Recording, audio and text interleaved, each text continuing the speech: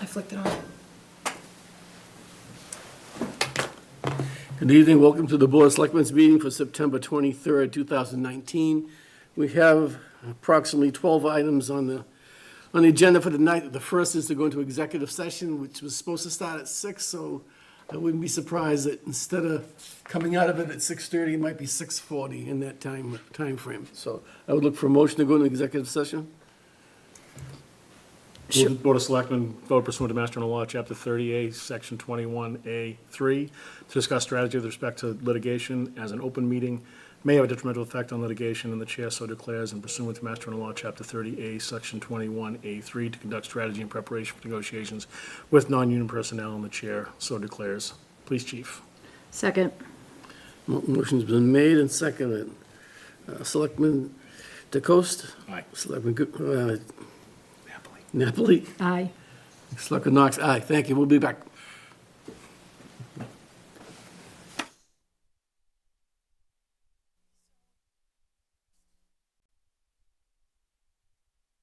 Ms. Woosh.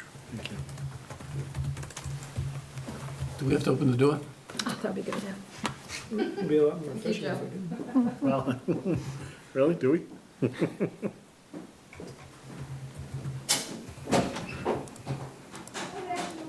How are you?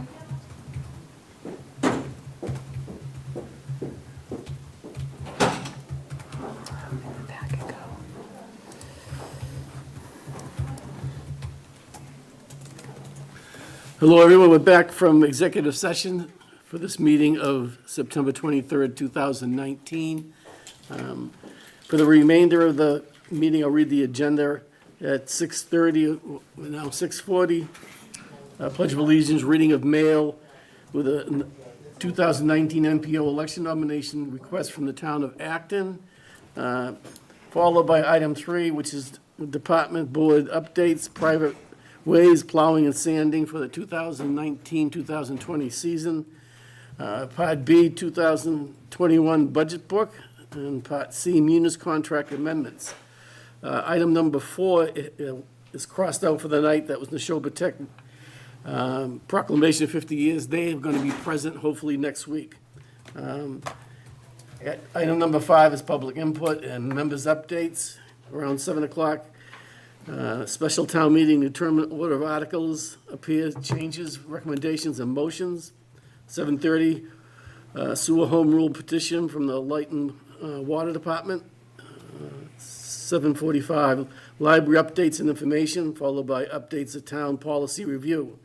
Item number 10 is adopt the 2019-2020 goal topics. Number 11 was going to be interboard communications, but we don't have a full board, so we'll put that off for another meeting. Followed by town administrator, we're going to talk about the building commissioner's grade, and followed by minutes and adjournment. We stand for the Pledge of Allegiance. Chase, be the leaders. I pledge Allegiance to the flag of the United States of America and to the republic for which it stands, one nation, under God, indivisible, with liberty and justice for all.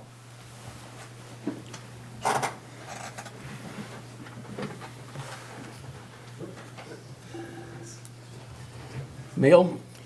Thank you, Mr. Chairman. There were 2 items in your packet and then a third that the board received today. The first item was the final signed memorandum of understanding between the Board of Selectmen and the Water Commissioners relating to the Littleton Commons Smart Sewer District. The second item is a request by the town of Acton to support their town manager in being the Metropolitan Planning Organization's representative for the communities.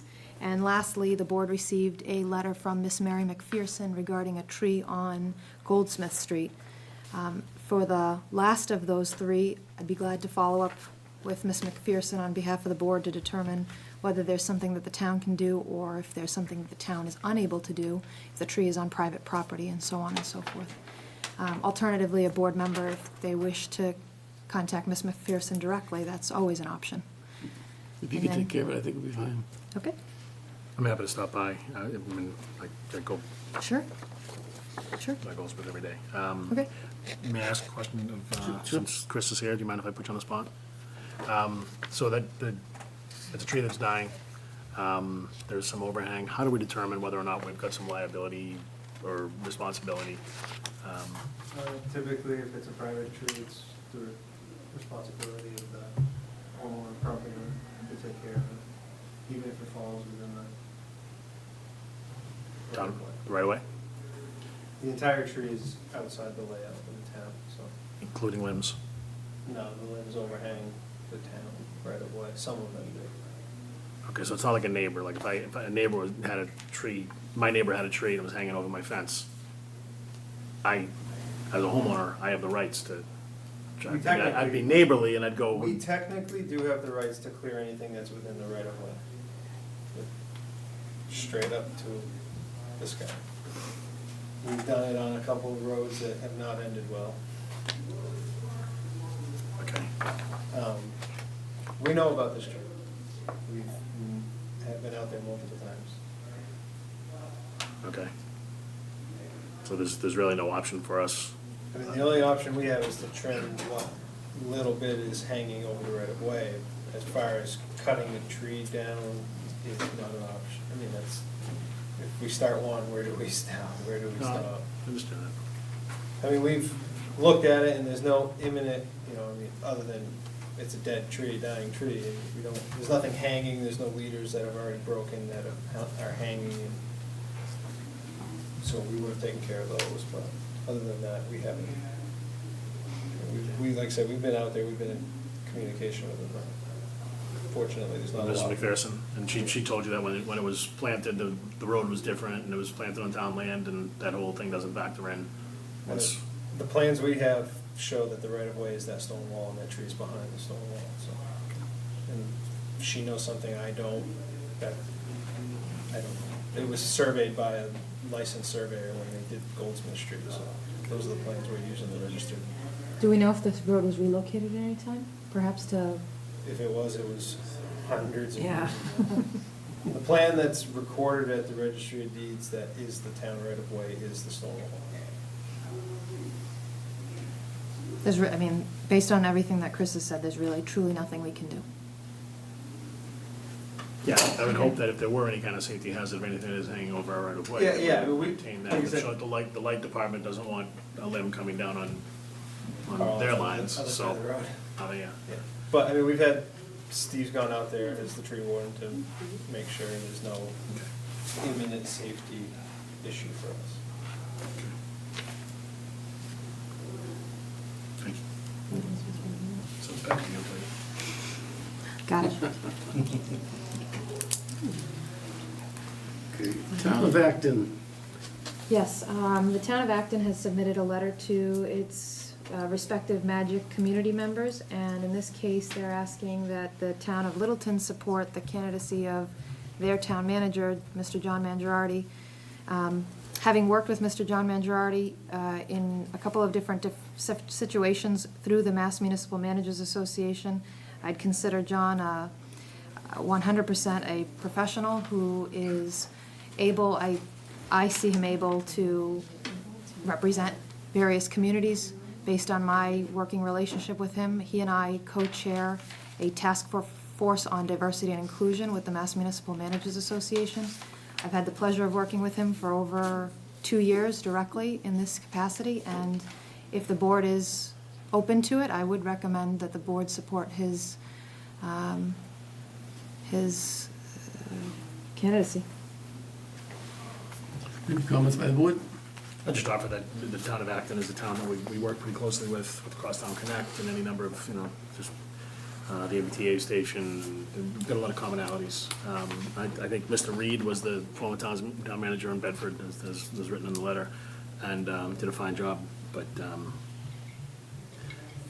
if absent any other applicants, which we have now from the town manager from Acton, I'd trust the recommendation of our town administrator and say that we act on it and nominate Mr. Mangiarini. Mangiarati. Right, that's what I said. Sure. I wouldn't got it right if I didn't know him. Move that the Board of Selectmen vote in the Metropolitan Planning Organization's election process in support of Mr. John Mangiard, Yeah, what she said. the town manager from Acton. Second. Motion was made and second. All in favor? Aye. Thanks, Dana. Thank you. Moving on, department board updates, private ways, plowing, sanding for 2019, 2020. Doesn't seem like we need to talk about it, does it? 87 on, coming up on Saturday. We're gonna have to reopen the beach. What, sorry. What did you say, we have to reopen the beach? Not right now, sir. This is kind of a standard practice. We go out and look at all the private roads that are on our list. If there's any that are in need of repair, we send them letters, and you guys vote on it, and then we go plow them. Fairly simple, I think. There's just a few that are subject to some repairs. They've all been notified. I think they've all called me with their plans, so they should hopefully we have that done shortly, but we'd like to get this done now, so that way we don't have to worry about it if we get a freak snowstorm.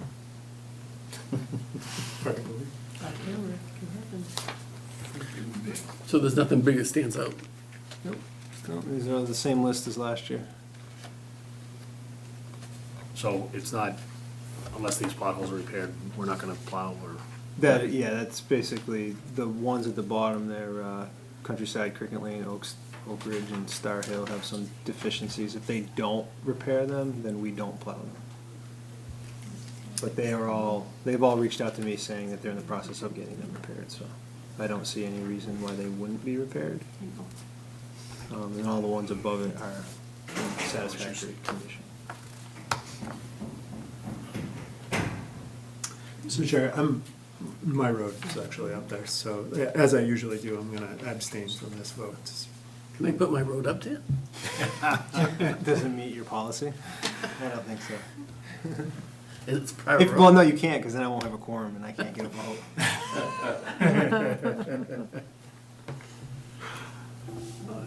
I guess we just need a motion.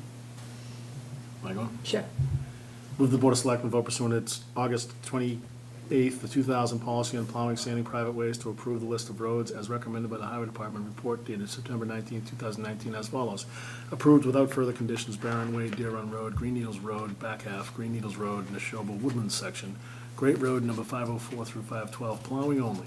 Hidden Wood Path, Omega Way, Robin Wood Road, Rock Place, Silver Birch Lane, Whispering Pine Drive, Whitcomb Avenue, number 139 to number 149, and Winged Cove Road.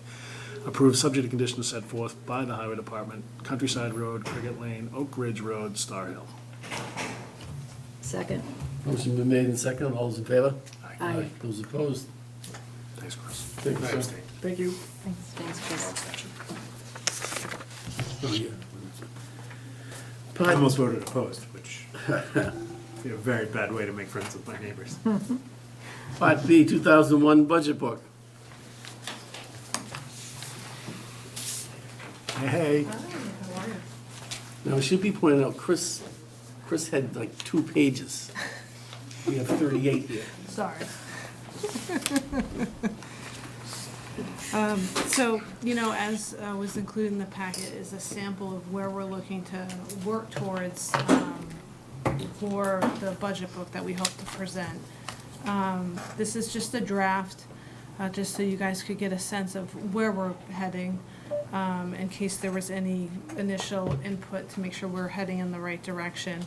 What I will say is that the goal is to really focus on the departmental piece, at least for this budget cycle. Not to say that some of this other information won't be included in there, but that's where we're gonna spend a lot of time and focus. And then as we can add some of these other pieces, we certainly will. The first half, or the first part of the book is just providing some, summary information, overall budget information, and then going into some pretty in-depth detail on the departments, the services they provide, changes to their budgets, staffing, mission statement, accomplishments.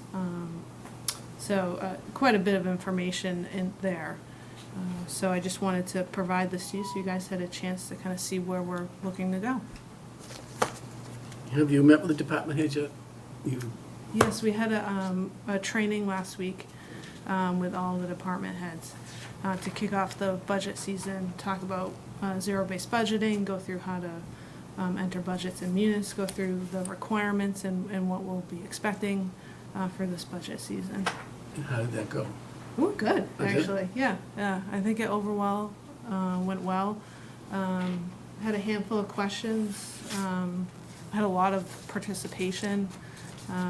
People seem fairly engaged, so, I mean, I expect there'll be a lot more questions that come out of that. That was really just to kind of give them a starting point and an overview. And then I'll be meeting with all of them individually, one-on-one.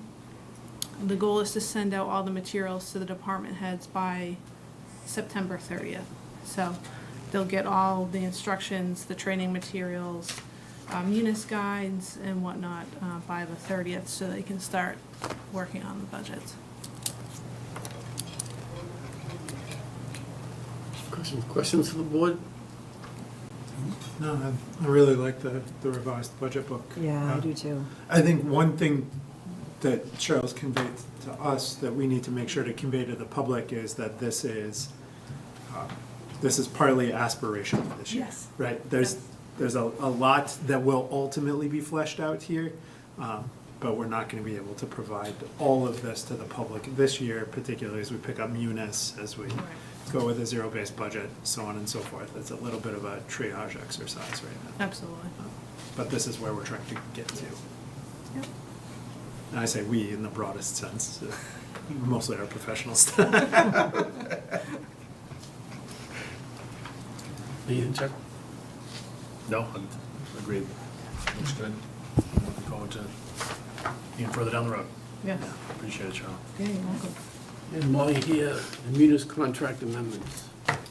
Yeah, so I did this actually in my previous community. When I came in, I looked at the munis contract, looked at the modules that we were paying for, and started to vet through modules that we were paying for that we hadn't implemented, and spoke with department heads as well as kind of took from my own experience. And there was a handful of modules that were in the contract that either I myself don't see the value because there's other software out there that's cheaper and actually performs better than Munis. For instance, fixed assets, there's another software that's a few $100s a year. That's much easier to work with, and it, that has no implication as far as connectivity. Fixed assets is something we really do for the audit, and then we use it as well to look at, our vehicles and things like that. And so and then e-procurement, I talked with others, at this point, we don't really see any value in paying for that and trying to roll that out. So with the modules, I am recommending that we drop for now. We can always pick them back up at a later date if we so choose, but I really didn't see the point in paying for them if they weren't something that at this point we had any interest in rolling out, nor had capacity to roll out, nor really saw that there was a need in an organization. So that's the amendment that I am recommending, and it would save the town a little over $17,000 a year. Were you able to get that backdated through last year as well? Is that what I see? Not through 19, but I am getting, so technically our contract was, started July 1 of this year, and okay. we owed it July 1, but I've been working with them, so I was able to at least get it for this Suspend it. current fiscal year. Okay. So for the purposes of this item, quite frankly, we could have signed the amendment, but we wanted to come before the board and share what we were doing before we implemented it. I don't need a motion. Certainly, if the board wishes to make a motion, we can take action, or if the board has any hesitation, we're glad to talk it out further. If we make a motion, do we get credit for finding the $17,000? Sure, yes. Very good, thank you, Cheryl. Good. You're welcome. Great work. That's great. Thank you. You're welcome.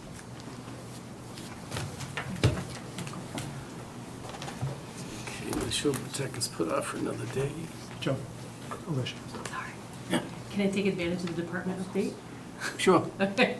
So, since we came here just in case you guys needed us for the budget, but, I did want to use this as an opportunity to let the public know that we're doing, our park commission meeting on October, the 8th, which is a Tuesday night. And we're going to, the public in the past had asked us to review the policies and rates from the previous summer in October so that they could have input before we put it into the brochure for spring and summer for the next year. So that will be on our agenda for the October 8th meeting, which will be at 7 PM at the Littleton Police Department Community Room. Thank you. Thank you. This is the same kind of meeting you had early in the year upstairs. How did the summer go overall? Awesome. Yeah, it was great. Because I had nothing but people compliment Yeah. how it looked down there, how things functioned, and we actually went down there, had pictures taken down there. Thing is just so well kept, and Yeah. you know, people in my team, they ask all kinds of questions. Does Park and Rec do this? Does the Park and Rec do that? And people are very impressed with the work that you do down there. Thank you. Yeah, we pride ourselves in trying to take care of everything and doing the best that we can with what we got. Thank you. Yeah, thank you. You all set? Okay, item 5 is public input. If anyone has any public input, just raise your hand and introduce yourself. My name is David Erickson. I own the Depot on Taylor Street, the antique stove shop. I just came to share an event that happened Tuesday night, September 16th at the Depot, that could have put Littleton in the national news had it not been for the Littleton Police Department and their incredibly fast reaction. I very rarely am at my shop at 8 o'clock at night, thank God, and thank the universe that I was there at 8 o'clock that night.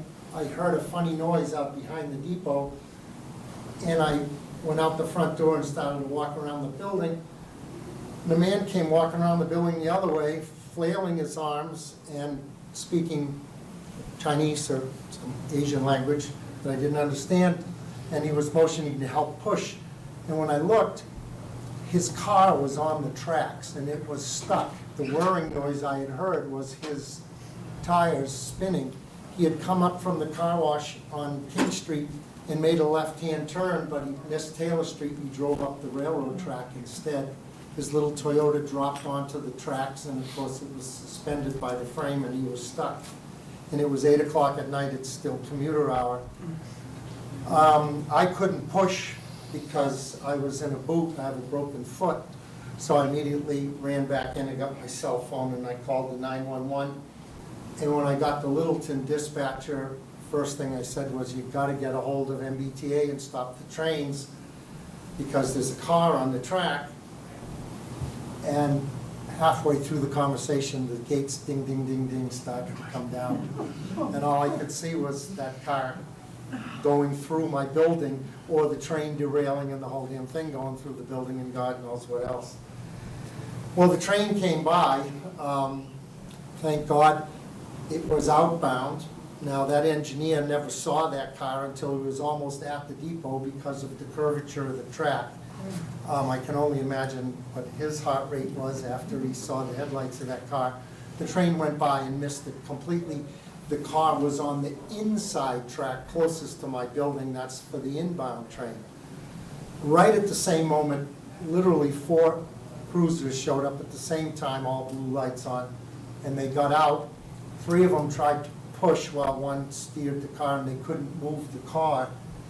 And a guy from out of nowhere, like a bystander who must have seen what was happening, got out of his car, and he was the size of a gorilla. He was huge. And he said, "Can I help?" And that guy plus 3 officers pushed the car, got it off the track, out into King Street, and pushed it out of the way, just as ding, ding, ding, ding, gates came down again. And the inbound train was coming, which would have put that car maybe through my building. and abruptly ended my 41-year stove business. And it was all good. But I gotta commend the Littleton PD. They were amazing. They averted a pretty horrible, what could have been a horrible disaster. That's why I came. Thank you. Thank you for sharing. Yeah, thanks for sharing that, and just for your knowledge too, this is the second time within 2 months, I think somebody went the other way, and they were able to get the car off the tracks too, about 2 months ago. Oh, really? I wasn't aware of that. And instead of going towards your building, went the other way. Yeah. Had I not been there that night, I mean, just very, I was only working late because my foot's been broken and I have to work twice as long to get the same amount done. If I hadn't been there, I don't think the man would have been capable of, no, nothing. I don't think he would have been able to call 911 because I don't think he spoke very much English. But, you know, I mean, the timing was just so close. It was amazing, amazing. Thank you, Mr. Matt. No. Now I can continue paying my taxes. Otherwise, I would have had to stop. I gotta go back to work.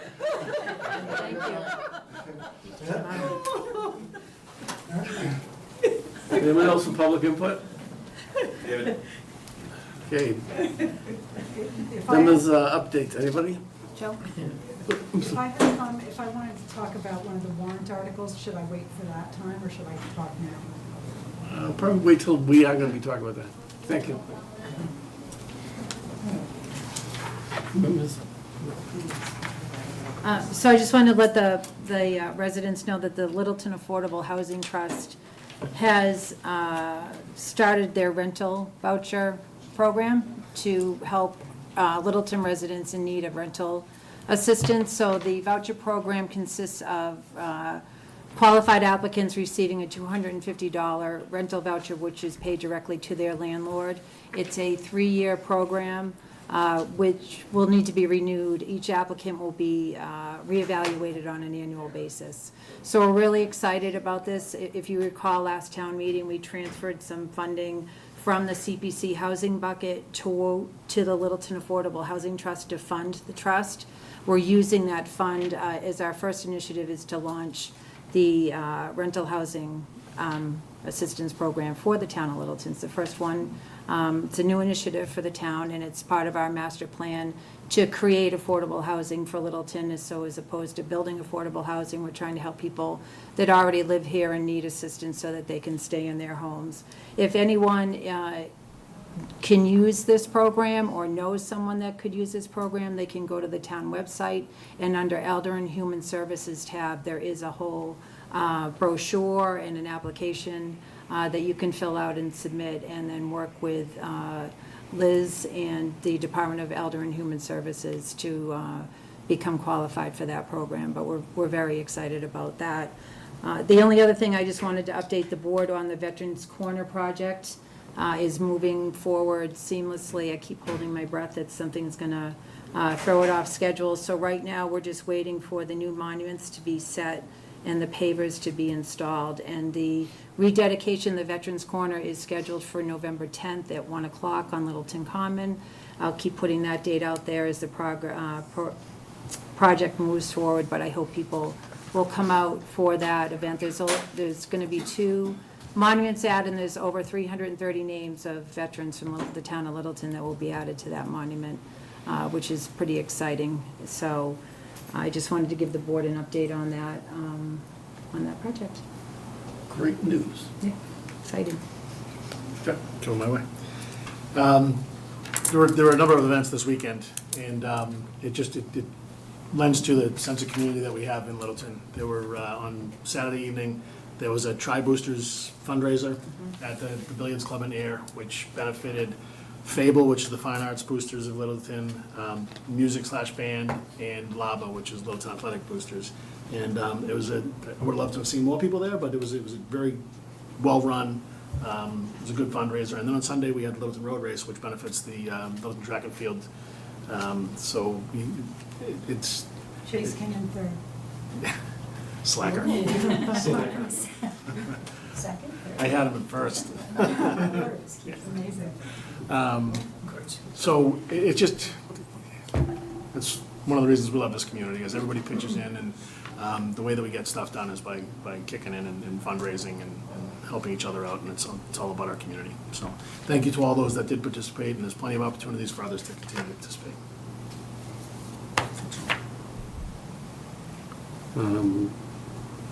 For myself, I just want to mention the Park and Rec does have Oktoberfest coming up in Fay Park on October 5th, I believe it is. Okay, anything else? Charlotte Russell, Foster Street. Since you mentioned the road race and I'm on the route, I just wondered if you knew why, for the second year in a row, the road was all dug up just the week before the road race.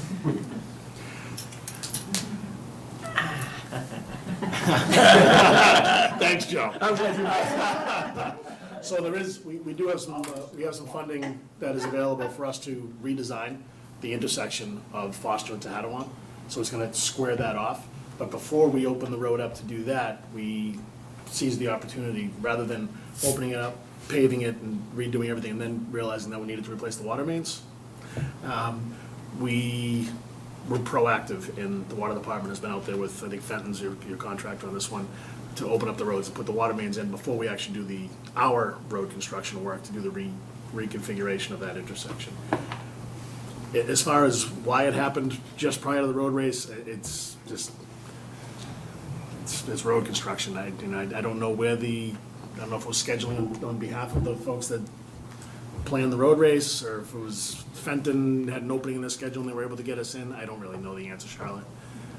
It certainly wasn't fortunate, because it's dusty and it's stone dust, and it was like when we did the Memorial Day Parade a few years ago and the state was ripping up, and we had manhole right, covers. yeah. I had to catch Cindy a couple of times. Yeah, it's just unfortunate. I don't have a good answer for you. Just hope it doesn't happen next year. Yeah, no kidding, right? It's an annual tradition now. It's more of a mutter type of race. Tough mutter. It's just a little trail aspect to it. Okay, item number 6, October 28th, 2019, special town meeting, determine order in which the articles will appear, changes, recommendations, and motions.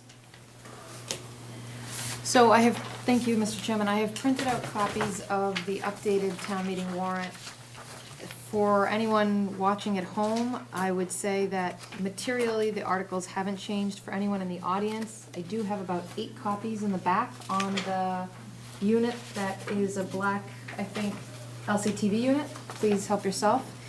I guess we just go down these incrementally and one by one, and if the board would like to move them around, or if the board has any questions, our Director of Finance and Budget is here, our Park and Rec Director was here and will be here if we need her, I'm sure, relating to the Park and Rec Department's item.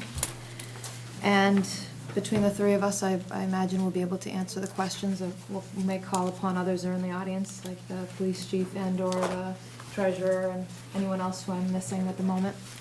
So Article 1, a standard bill of prior years, assuming no change on that one. Moving to Article 2. Generally speaking, we're seeing some of the changes that are somewhat consistent with some of the changes that we saw in June and July that came forward by Steve Venuti when he was interim finance director. There are some additions to that as well, based on the work that our current finance director and Steve have done to make sure that numbers are what we need them to be for this fiscal year. Do we expect those numbers to continue to be a little bit in flux, or do what we, looking for Steve, do what we see here Yeah, I think this, settle down? I mean, I expect it to eventually settle down, but I think it's gonna take us, take me at least probably a full budget cycle Okay. with the budget. Oh, I meant, for this particular warrant, Oh, for this town meeting, This- are we happy with what's here? Yeah. Okay. Yeah. Yeah, I expect it will be a work in progress between you and Steve. Article 3, and just stop me if I'm going too fast.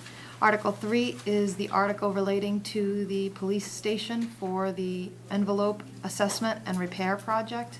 Obviously, we heard from Chairman Steve Moore at our last meeting, and they are working towards getting costs. There's a request for qualifications that has been released on the subject, and I'm sure that based on the timing, we'll have more information before town meeting, but most likely not by the time that we print not only the warrant, but also the town meeting report. It will be basically one of those types of things that the board will certainly get information on prior. If we have a meeting, we'll discuss it, but we also have some, in October, we have a meeting on the 7th, and then we don't have our next meeting until the 28th. So if we have to schedule a special meeting, we may have to do that to discuss further, or we may be just discussing it just before town meeting and sharing the information at the same time. When you say discuss further, Nina, my recollection is that we were gonna go forward with the design and we expected to request money associated with the design. The language here says design and repair. Has that changed? Do we expect now to have a hard bid to actually do the repair work? No, and I'm glad you pointed that out. I think that's a decision for the board. If we want to strike the word repair, we can certainly strike the word repair. There was also discussion, I believe at one point at the last meeting, that we may wish to fund a design and a certain portion of repair, but that's a decision for the board to make at this time. And we could certainly amend it in the motion as well, so it's only design. We have that flexibility. I'm neither here nor there on it. I just don't want to get out over our skis Sure. too much. But at the flip side of that is I'd love to hear from PMBC, would a certain number of dollars triage the issue? I know we talked about a certain amount of tarping, protecting it over the winter time, things like that. I just want to understand how it falls out. I'm not gonna die on a particular hill for design and repair versus design. Sure. I think if we just leave it there too, it allows us if they see something that's obvious that can be done right then. Right, it well, gives us a little flexibility. Yeah. I mostly wanted to understand if there was a fundamental shift in how we were No. gonna approach it. Right. Not to my knowledge. Where was the funding coming from for this? In this case, it would be the dollars that were allocated at the 2019's, in the development of the budget for, 2020's. Essentially, let me start over. This is a little bit of I've not seen a situation like this before, and so I'm still getting familiar with the way that the town of Littleton has preemptively funded snow and ice. You typically, historically, and I'm not telling you anything you don't know, but you fund the snow and ice budget at a certain amount, somewhere in the 250 range, if I recall correctly. And Cheryl, just jump in if I get anything wrong here. And you also allocate a certain amount of the town's available dollars that are reserved towards snow and ice deficits. It would be the amount of the reserve for snow and ice deficit that would be utilized. It would need to be raised and appropriated and done as a transaction in the raise and appropriate world, which means it affects our taxes, but it was already built in to the budget when the budget was originally formulated for fiscal '20. So the short answer is snow and ice, but it hasn't been raised to date. That's And we don't know what the number is. Okay. So Article 4. Thank you. Similar to Article 2, and again, these numbers can change, these are items which you similarly saw in June and July and/or July for revolving funds that we need some modifications to the maximum limits. Technically, this is an item that the Board of Selectmen and I believe Finance Committee can approve collectively, but in the interest of transparency, we thought it would be best to bring it forward and have it go by vote of town meeting. We weren't able to do that when we asked for these limits to change for fiscal 19, but that's because we wouldn't have had a town meeting before the end of fiscal 19. In this case, we're in the middle of fiscal 20. We have a town meeting coming up. It's as easy to put it on the warrant so that everyone knows what the transaction is. I see some of these are only jumping by $5,000 here or there. I mean, if all we're doing is raising the limit of the revolving fund, this is just something we're gonna have to revisit again in another year when they need another $5,000. What's the logic behind being very, very incremental in some places? Well, I can't speak to the individual department items. I would ask that Cheryl speak to those. But I think the logic, I mean, the board has the flexibility to take this and transact this before town meeting. And there's nothing that would stop the board from doing that. You won't see this, you shouldn't see this type of proposal in the future, because if we go through the process and we've done our budgetary formulation well, and the departments have done that well with us, we shouldn't have this come up again. Okay.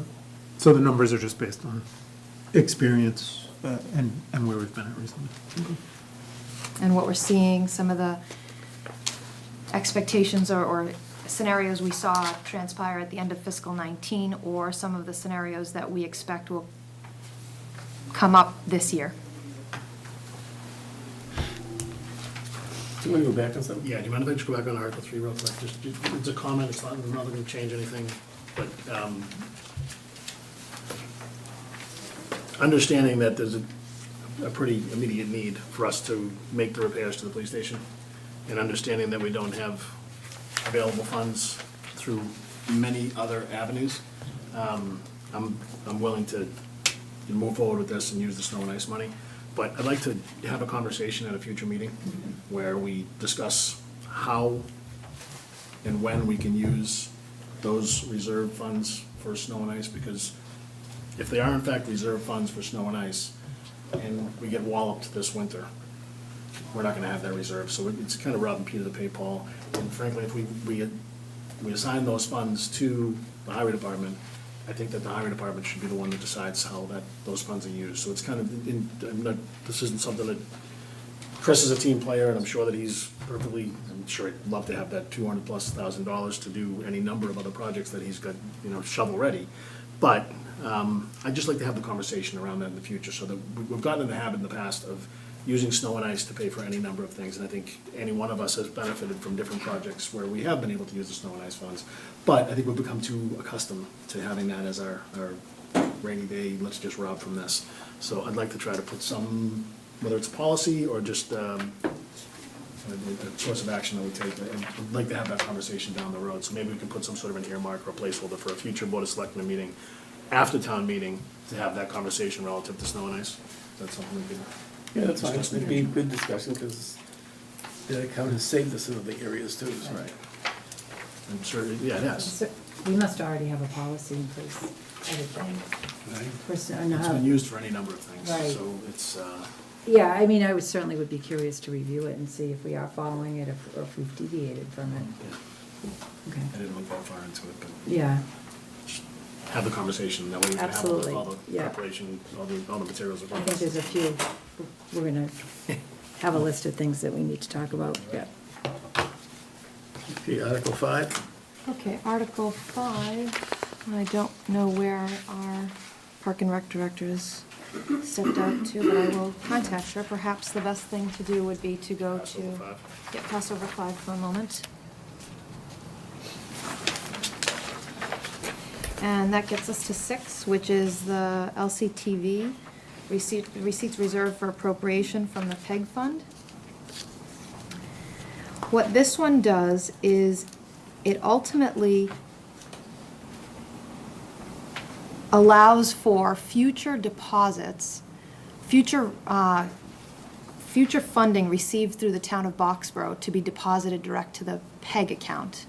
And the idea would be that we're going away from having a revolving account. So all the funds were in one place, and all the funds could roll over and be maintained by LCTV, as has been the historical practice. But we have found, and I would call upon Cheryl for perhaps more detail, we have found that we weren't dotting our i's and crossing our t's with certain statutory requirements throughout the process. And by doing this transaction, we'd be able to maintain the historical practice and cross the t's and dot our i's at the same time.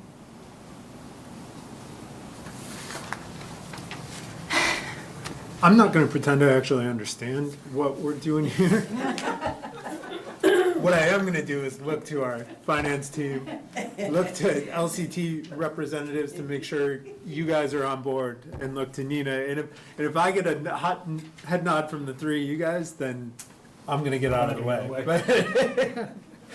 That's exactly what we'd like to do. Okay, Under the way it's set up right now, if we underspend in any one of the categories, that money reverts back to the general fund, not to the LCTV cable fund. Historically, it's always gone back there, and this will make sure it does. so the money that we get from Boxborough for our intermunicipal agreement goes to you. If we don't spend it, then so you're in a use it or lose it scenario with With the intermunicipal agreement Boxborough money? stuff is, I was speaking generally of our usual budget. Okay, But with the Boxborough, that goes to offset the cost of the people we send over there to do this thing for them.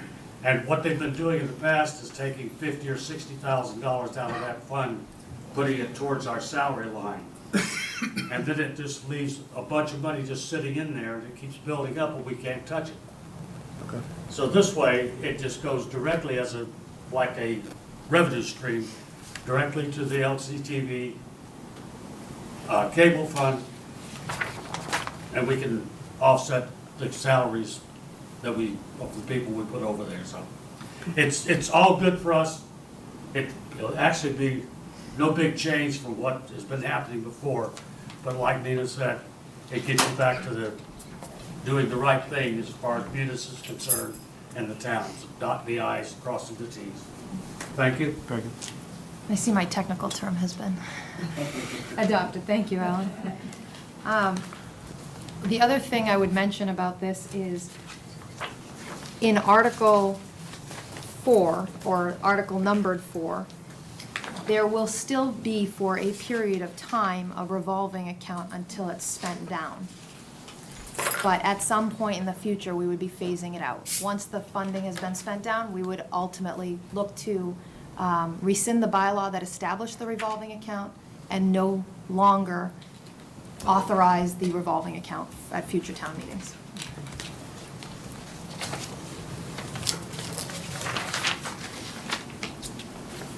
So, Article 7?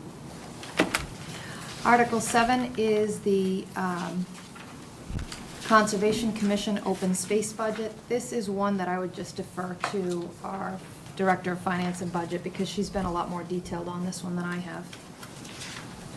So this is, kind of in a little bit of the same vein as the PEG fund. This is a bit of a formality that we are required to do to ensure that they can spend the money as was voted.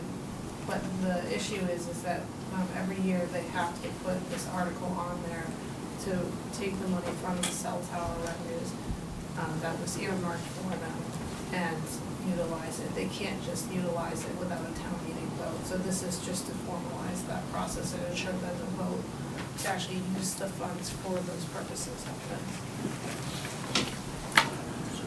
So, do I understand this correctly, that this is just a transfer of money? It's not changing the departmental budget? Okay. Any other questions? Okay, Article XX. Yes. Now we get into the no numbers. This article is for the classification and compensation study that we have historically done every 3 years. And at this time, we do have a request for proposals out on the street, so to speak, and we are seeking responses from various companies. And at this time, similar to the police department building repair and design, or just design, we are not only not likely to have a number until close to town meeting, but also we would be using this, we would have to use the snow and ice reserve, because quite frankly, there aren't any other areas where we can allocate resources.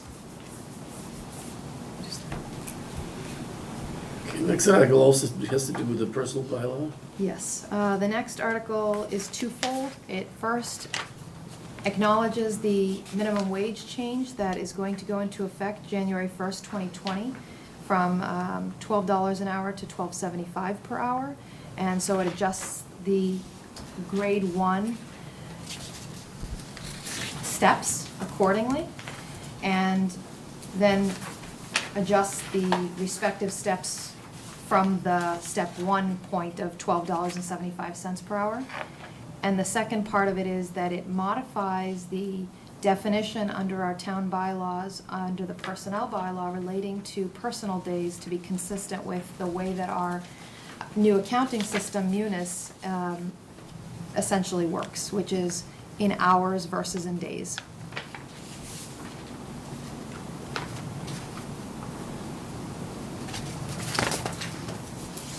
How about Schedule D? Schedule D for fire department on call, it adjusts similarly grade 1, and quite frankly, I'm not sure why there's not a step 2, 3, 4, 5, or 6. Perhaps Steve would be willing to comment on that, if you know, Steve? It's just that position, there are no. There are no other steps yet. I don't know as though we even have anyone at grade 1 in any of these categories at this time. Probably not.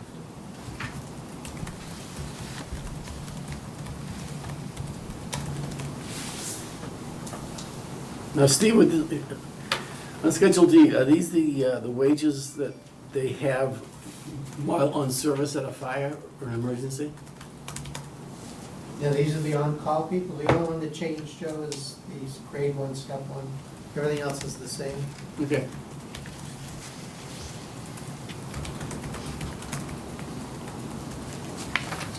Any other questions? Next article, Community Preservation Committee. For this one, annually, we act on, at town meeting, the appropriation of the funding for CPC essentially, and the CPC has met and voted on recommending the $9,900 from the Historic Preservation Reserve for the old burying ground, cemetery preservation, third phase of the project, as well as a roof replacement for the 12 Robinson Road Baker House for $60,000, again from the Historic Preservation Reserve. What's the basis of that $60,000? Do we have an estimate associated with it, Carla? Do you know? Just a reasonable ballpark estimate based on. I'm not certain, but we can look into the question and find out. Just a point of curiosity. Want to understand if we really. I would be primarily concerned if we found out that 60 was inadequate yeah. because of some. I mean, I would think for a house of that size, if you were just putting on a normal roof, 60 would more than cover it. But given the architecture, historical significance, so on and so forth, would hate to be left holding a bag after the fact when we find out that it's actually 75 and not 60. Sure. I'd rather find a way to get the Neshoba Tech to put up a roof that would get us through until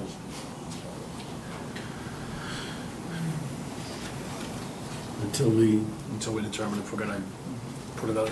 We talked about buying in, putting the deed restriction, and then putting it out to bid and seeing if there was some community, some folks out there that might wanna buy it with some sort of nonprofit.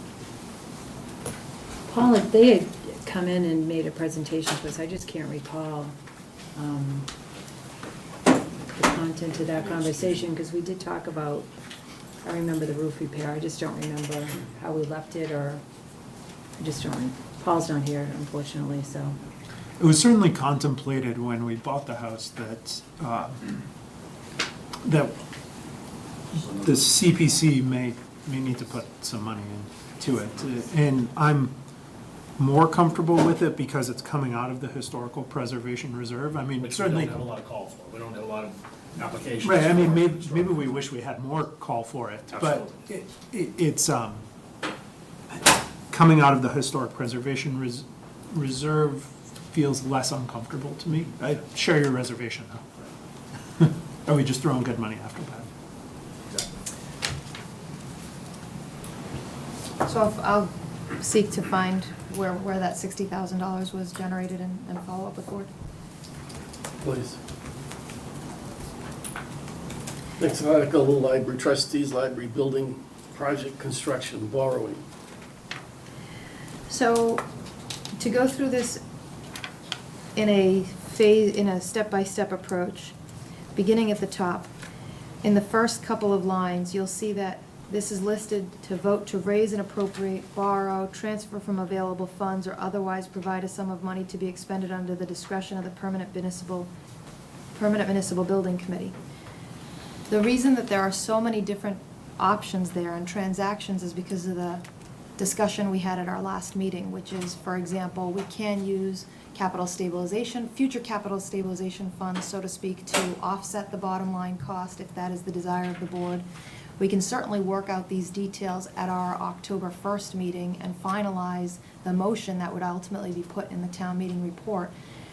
There's also some benefit to being flexible as well, because then at the time in which those transactions occur in the future, then the best information or the best options in the future can be utilized. Quite frankly, if we want to have an in-depth discussion about that tonight, I would ask that Cheryl and Steve participate in that conversation. Just continuing to go down, and we can come back to any of these. In the next area, this is basically, the entire design, construction, equipment, and furniture of the building, essentially all FF&E.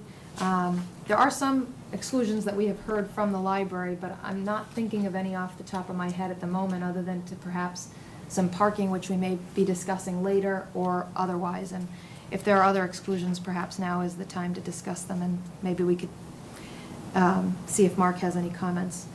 Continuing down. Can I since we're going clause by clause, which Yeah. I like, can I interject here? The way I read this, the plain reading says to me that PMBC holds the funds to equip and furnish the library.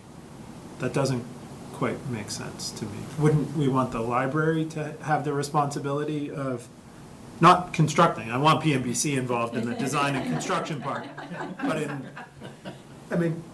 We can certainly parse that. and maybe I'm just not reading it No, clearly, I but think you're interpreting it correctly. Okay. I mean, the part of the challenge would be it's one budget. It needs to be maintained by one body. And if, in any circumstance, and Cheryl, jump in if you disagree, in any circumstance where we do financial management, my recommendation is usually, unless there are very, very clear lines, unless there's an allocation that's set to a certain amount, that it's not to exceed amount, and there's an established criteria, it's always best for only one person or one body to be able to scoop out funds and process a payment. Mhm. Otherwise, we can get into a situation where you're spending the same dollars twice, and we obviously wouldn't want that. No, and I'm very sensitive to that. This is one of those things where probably 2 years ago on the board, I would have just said, whatever. I mean, everybody knows what it means, but then I've seen these like weird one-off things come up where it's like, well, why does PMBC have to sign the invoice for the library's book order? Oh, yeah, it's because 10 years ago, there was this, Well, and in this case, Slightly one skewed. scenario is that PMBC, if this is left in the way that it is, there's no reason why the library trustees couldn't go to PMBC and say, could you please allot a certain amount to us? And I'm looking to Cheryl to see if she's nodding yes or no and agreeing or disagreeing here. But let's say, can you allot $200,000 to us so that we can go out, figure out what we need, make the transaction, and then we'll pass those bills to you, and you just take the formality vote and basically process it through the accounting. So I don't see a reason why PMBC couldn't allocate it to the library trustees so that they can have that flexibility. And that way you get almost the best of both worlds. I'm agnostic on the outcome. I think this is best resolved probably between PMBC, the library trustees, finance team, and you guys. I don't know what the right answer is. I just want to make sure that it's being considered, and if everybody likes this, then so be it. Steve? I think the way Nina described it process-wise is exactly the way it should be. PMBC is responsible for this overall project. Furniture, pictures, and equipment are part of the project. The library trustees have representation on the PMBC for this purpose, so they'll have a say in what's done. But this is, it is the normal course of business. We've constructed many projects, and PMBC does take what the owner of the building needs for furniture, fixtures, and equipment, but they still have that project guideline to go over. Good enough with me, as long as everybody. Like we had Russell Street School Building Committee, the middle school building committee. People from the PMBC sat on that, but ultimately the PMBC, under the advice of whatever the building committee was, were the ones that are executing the warrants. Russell Street, middle school, police station, fire stations are all done the same way. So how are we handling this since we don't have the exact amount yet, as far as the wording goes? The warrant, assuming there aren't changes to the general essence of this article, then we would leave it without a number. And we would present a motion to town meeting either on town meeting floor or, which is, I assume, unlikely, if we had the information by October 1st, we could certainly incorporate it, but I don't believe that will be We're the supposed to case. get the number around the 21st, Of October. October 21st. So it would be a presentation at town meeting floor. And the booklet that we would send out, the layman's description would make that clear. I Yeah, would guess that we'll know the number prior to town meeting, and Yeah, I believe that there's a section in this book that allows for just context, so to speak, and we can certainly indicate that we believe that the information will become available on or about October 21st, and I would that. prefer that, I think we need to be clear about what that, at least at the time of printing, what we think that number will be. We expect it to be approximately this, and it will be finalized as of this date. Otherwise, I think people are gonna look at this and go, where's the number? Where's, how much we're talking about here? And even if the language, the contextualization of it says this is approximate, all the qualifiers, caveats, make it clear that it will be finalized in a motion on the floor based on this piece of information. I think it would be very confusing if we have a building funding article. How do you qualify the approximation? And there's no dollar anywhere. Oh, yeah, right, no, there definitely needs to be a dollar assigned to it. so perhaps the board, is asking that I follow up with the library trustees, or is asking the library trustees directly right here in this meeting, since the chair is here, that the library trustees submit a number that can be used for the town meeting report? You have the latest. Okay, so you're comfortable with that number as best as, okay? 14.5 is our latest estimate, and Sure, Right. and we'll incorporate that into the town meeting report, so that you're giving as much notice as to the magnitude, which is, I think, Chase's point. So the only other thing that I wanted to ask is if we did a not to exceed number, like for an amount not to exceed 14.5. Has there been any thought to that? Because what if we do the 14.5 and then the project comes in and it's 18? I believe that's been. How are we gonna address that? My understanding from correspondence with Steve Moore and Steve Venuti and Cheryl were on the same, and perhaps Mark has a similar or different opinion, I'm not sure, is that Steve Moore is saying that we are headed towards most likely a not to exceed scenario. Okay, perfect.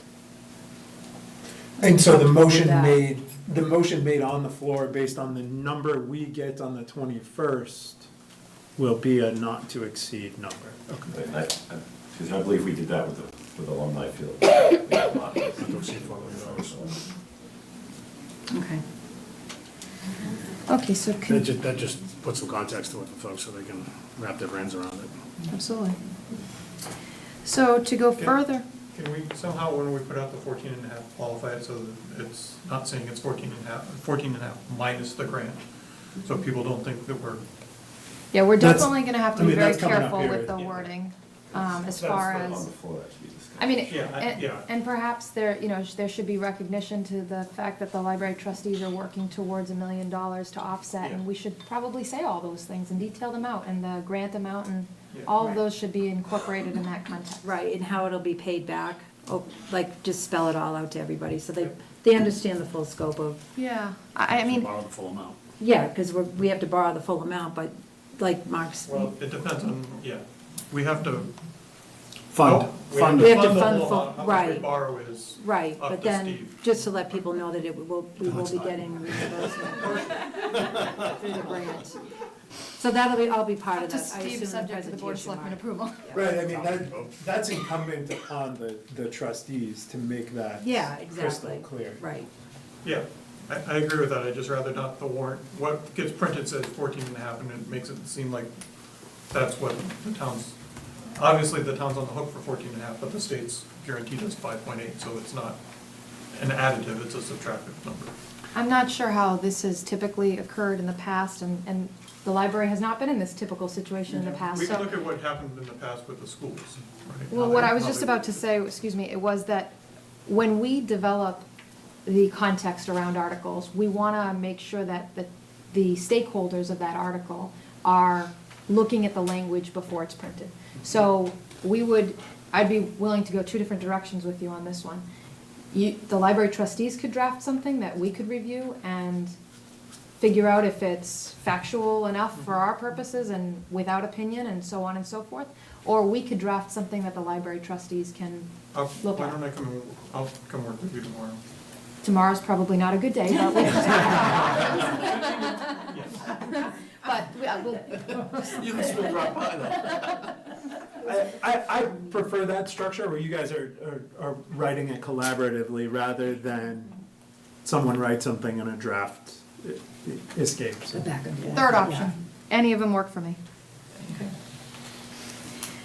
All right, so then continuing to go down past, Joe, there's a Chairman. question. May I make a comment, please? Please. Alan McRae, 14 Coffin Road. If you're going to redraft the article, you might want to think about an individual like myself who might want to vote for the library, but is not sold on the idea of being under the levy. How do I vote? The article states library under the levy. You don't have a choice. Either you vote no for the library. You understand what I'm talking about? That's a good question. I think that might be decided tonight, then I would. Yeah, the board, the way that this is currently drafted is, as Mr. McCray indicated, which is under the levy, because of what, just mathematically, we need a 67% vote on this, a 2/3 vote. And based on our last meeting, it was clear that we had 2 members of the board who supported it being under the levy, 3 members of the board, perhaps, I'm not entirely sure, but that's the sense that I got, that supported it potentially being another scenario, outside the levy or some combination thereof. I'm not, without getting into that detail. So by that calculation, we wouldn't meet the premise of a 2/3 majority, because it would take 4/5 of the board to exceed 2/3. As 3/5 would only be 60% and 2/3 is 67%, round numbers. So this has been drafted under the levy. It certainly could be modified if the board wished to vote the subject differently, and it could be incorporated that it be within the levy. There's also a possibility by which you entertain options to have scenarios. I'm not sure if that's the direction that the board would want to go in, but that's certainly an option. I've been giving a lot of thought to exactly this point. And at first, when Steve floated the idea that we could vote at town meeting to do it under the levy unless there was a ballot vote that moved it outside of the levy. At first, I thought that was sort of a Rube Goldberg machine and unnecessarily complicated, but the more I think about it, actually, I think it gives our taxpayers a lot more agency in this. It allows them, and it bifurcates the discussion. One is library, yes, library, no. Do we want this? So that's the town meeting vote. And then we can take it to a ballot and understand what the sentiment of the public is outside of the levy versus inside of the levy. And so that would give someone like Mr. McCray the option to say, yes, I support the levy and I support the library project going forward, and I think it should be outside of the levy. And they would actually be two separate votes, one at town meeting and one at the ballot. And the more I think about it, it will require a degree of finesse when explaining it to the public, but it's actually pretty straightforward, even if the language gets a little complicated in terms of what's written here, so that we can do it procedurally. It really becomes two separate votes. And I think we should contemplate and consider that potential of giving people that agency, that ability to choose discreetly each choice. Because right now, they're packaged together. I'm gonna attempt to pull up this language as quickly as I That ballot can. vote would be in the spring? It would have. Well, I don't think we have, how would the Board of Library Commissioners? Well,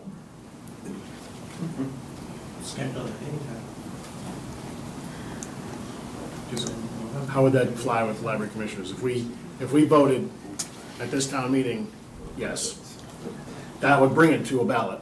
well, no, so the structure would be, what we vote on here says, we do it under the levy unless there's a ballot vote that takes it outside of the levy. So. it's fully my- authorized in that scenario. Right, my understanding of what MBLC would, the way they would look at it is, it's funded. It's funded either way. And later on, I mean, we can move anything outside of the levy at this point if we wanted to reach back in time, and that's all the ballot vote would do. So that actually has the nice option, because it doesn't force us to do this weird off-cycle ballot votes as well. Because if we did an article that was outside of the levy, in order to satisfy MBLC, we would have to vote at town meeting, and then we would have to have the ballot vote within 6 months of whenever they awarded the grant, which was July something. So we'd have to have a ballot vote in January or December or something like that. If we do it this way, the article says, and Steve, kick me if I'm misinterpreting this. The article says, we'll do it under the levy unless there's a ballot vote to take it outside of the levy, which we are committing to hold in the spring. And that ballot vote in the spring tells us inside or outside the levy.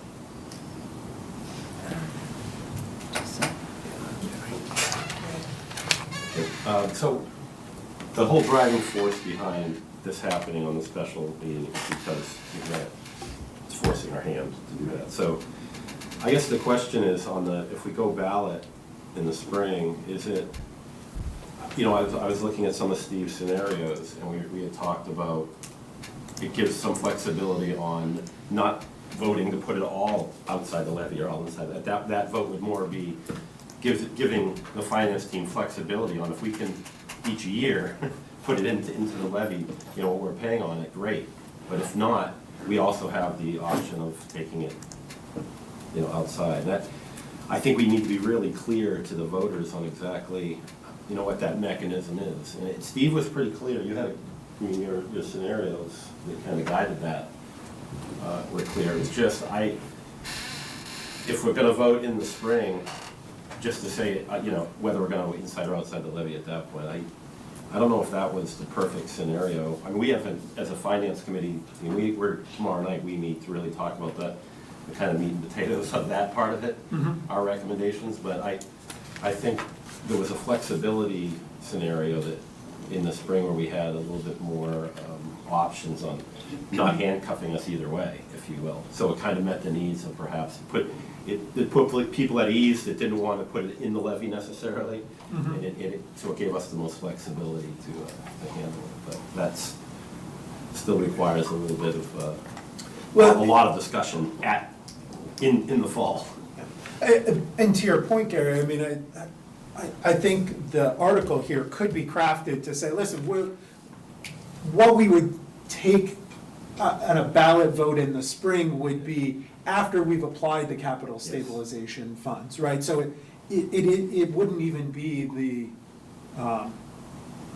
Right, we haven't even talked half about that that's a yet. town fund. You know, the money that the library's raised, the 5.8 grant, the potential for the, 2.5 million if we use some of the capitalization, stabilization funds. So there'd be a real number in the spring for sure, that we know what we had to address. So I think those are kind of all the options that we need to lay out in the fall, though. So every voter knows what's going on, you know, so people can be at ease.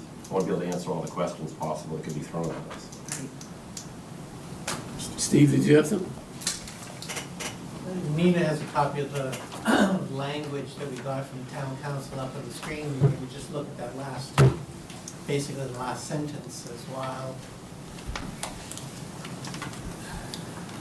Yeah, while not a legal condition to, in case this is too small to see, while not a legal condition to the borrowing of funds authorized by this vote, it is the expectation of this town meeting that a Proposition 2.5 debt exclusion question, so-called, relating to this project will be placed before the voters of the town at an election to be held on, insert date here. So if the ballot was specified that it would be in May after town meeting, the regular election, at that point in time, we'd have free cash certified. We would know how much we would be allocating to that. The only thing is, and you would have an additional town meeting to explain things to people what they're voting on, because the ballot vote doesn't have an amount in there. It just says, vote the library project outside. So, I mean, town meeting, you have two shots at the voters to explain what you're doing, basically. And that relating to language there sort of gets to your point, that we've got some flexibility in there, right, to determine, okay, come May, how much is prudent to put out? Right. Or not out, you know, let the town decide on that. Right, that's when the money, like Steve said, the free money, free cash comes in, we have free money, yeah, I wish. I hate that term. No, but so I think in the fall, just having this language, I think is perfect. As long as we have, you know, people are gonna have questions, well, wait a minute. This isn't telling us how we're doing it. In the fall, we're voting for the library. It's really a yes or no, and then how we go about paying for it, we will vote again in the spring. You'll have a second, you know, explanation on, here's the Finance Committee's recommendation in the spring, here's Board of Selectmen's, and we can go about it that way. So it's clear that the fall vote will be a yes or no. Well, that's what we wanted, Right. that has to be what it is anyway. I wish all the numbers were perfect and we had everything up in front of us, but you don't want to, it isn't anything we want to rush by any means. We're being forced because of the grant, which is nothing to laugh at, right? $5.8 million, so it's definitely something that we need to put in front of the voters in November, but it's how we go about it. It's a discussion I think we're going to have to really explain to the voters. It's not really a leap of faith. It's we're funding the library. You're going to vote for it, yes or no, and we're going to try to see if we can put it in or out of the levy or a blended combination of that to make sure that we're paying down the debt service to the benefit of the taxpayer. And it really just needs to be made clear to the residents that the vote at this upcoming town meeting is the vote for the library. Right. And what happens in the spring doesn't affect the yes or no vote that happens in November. But we can still provide certainty to residents in the context of, if, let's say, if in May, there's some split funding mechanism. Yeah. All that would do is move some money outside of the levy and give a little more flexibility with inside of the levy, right? But if that were to fail, we still know what the financial implications of that are. Yeah, and that presentation can be given in November. In the spring, when this comes, if this was fully voted inside the levy, this is the effect, if you will. We can have that discussion. If it's voted outside the levy, this is the effect. And we've seen the numbers. If it goes outside, the cost to the taxpayer over a period of time, and those decisions, but they don't have to be made in November. That's what you would be voting for. So it's just giving the voter an idea, worst case scenario, best case scenario, blended scenario. But I think at the end of the day, it's also, if, the voters want a library, that's what we're voting for in November, is to get the library. This is taking care of some of that stuff in the. Right, so there would be a set sum. There would be a This set. option B. Are you referring to the top part? Yeah. In this case, we won't have that, but the motion, as you can see, this is listed as a motion, but yes. It wouldn't be this exact language because we've made some modifications and incorporations. If anything, we would be taking that last sentence and adding it on to this article, if this is the direction that the board wishes to go. Okay, we'll have Alicia back. Did you want to go back? Yeah, I to would that? like to go back to that article. Do we want to just put this one on pause and then come back? Yes. Yep. Alicia? For the purposes of the board and everyone else watching at home, there was a lack of good communication on my end to Alicia, and she was kind enough to come back in after leaving and going home because my error. Anyway, Alicia, thanks for coming back. Yep. So, similar to some of the other budget items relating to Article 3, the difference here, Article numbered 2 here in this warrant. This one is, in the case of the Park, Rec, and Community Education Department, as you all know, an enterprise fund, and therefore it gets set out separately. There have been a couple of different adjustments, and we've created an adjustment column to identify those, and perhaps, Alicia, you could just give an overview of.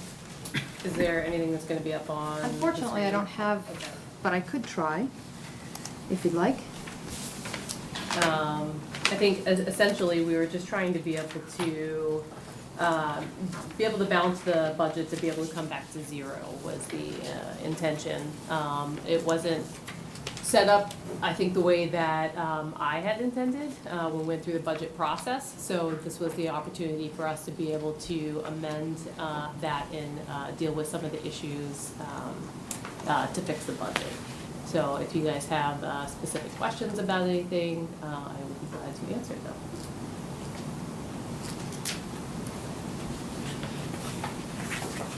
Perhaps you could just touch on the survey and any other details that you see that are different than before based on work that the PRCE has been doing recently. Sure. So some of there was confusion, I think, when we originally set up the budget, some around the field maintenance line and where that money was coming from. The intent was never to take the $24,000 out of Parks and Rec budget to give that to Highway to get to their total for the field maintenance, and that is how it was set up when we voted last time, so this will amend that. There's also $25 I wish, 25,000 to take out That is of. free money. Yeah, right?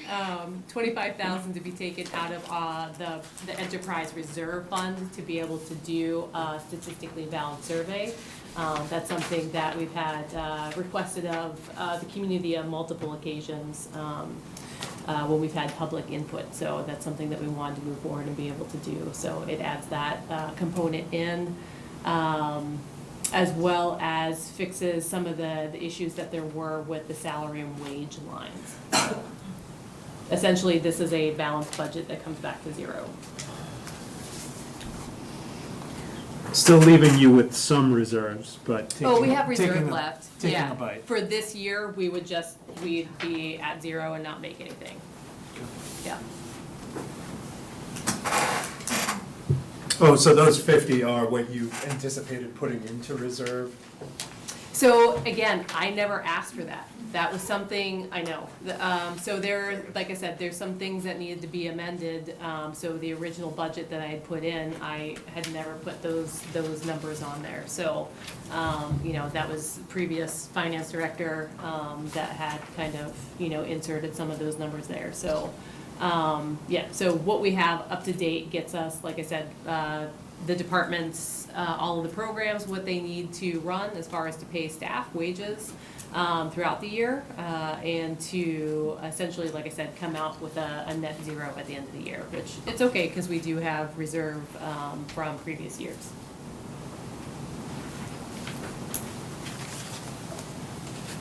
Great, great. Yeah, We should have come up with some questions because she came all the way back. I know, I feel bad. It's okay. Hey, I asked one. Thank you for coming back. No problem. Thanks. You're welcome. My sincere apologies. It's okay. You do, I was gonna say that, because it's a special day for her, so. Yeah, it's our 7th anniversary. Hi, Wow. what are you doing here? I know. Good. It's an IOU. It's part of the job. It's part of the job, so. Just remember, you have an IOU with me. So, We'll remember. thank you. That's what happened. All right. Have a good night. Happy anniversary. Thank you. Wow, you're mean. I don't try to be, just happens It sometimes. just comes out. I guess, I don't know. It's just a natural talent. So we were on library, I guess. We were talking about your, let's move on. So continuing to go down, we were kind of somewhere in the middle of the paragraph. If you get to the Mass General Law reference and just keep going to the start of the next sentence, that's pretty much where we are. Not on that version that's up there. Yeah, sorry.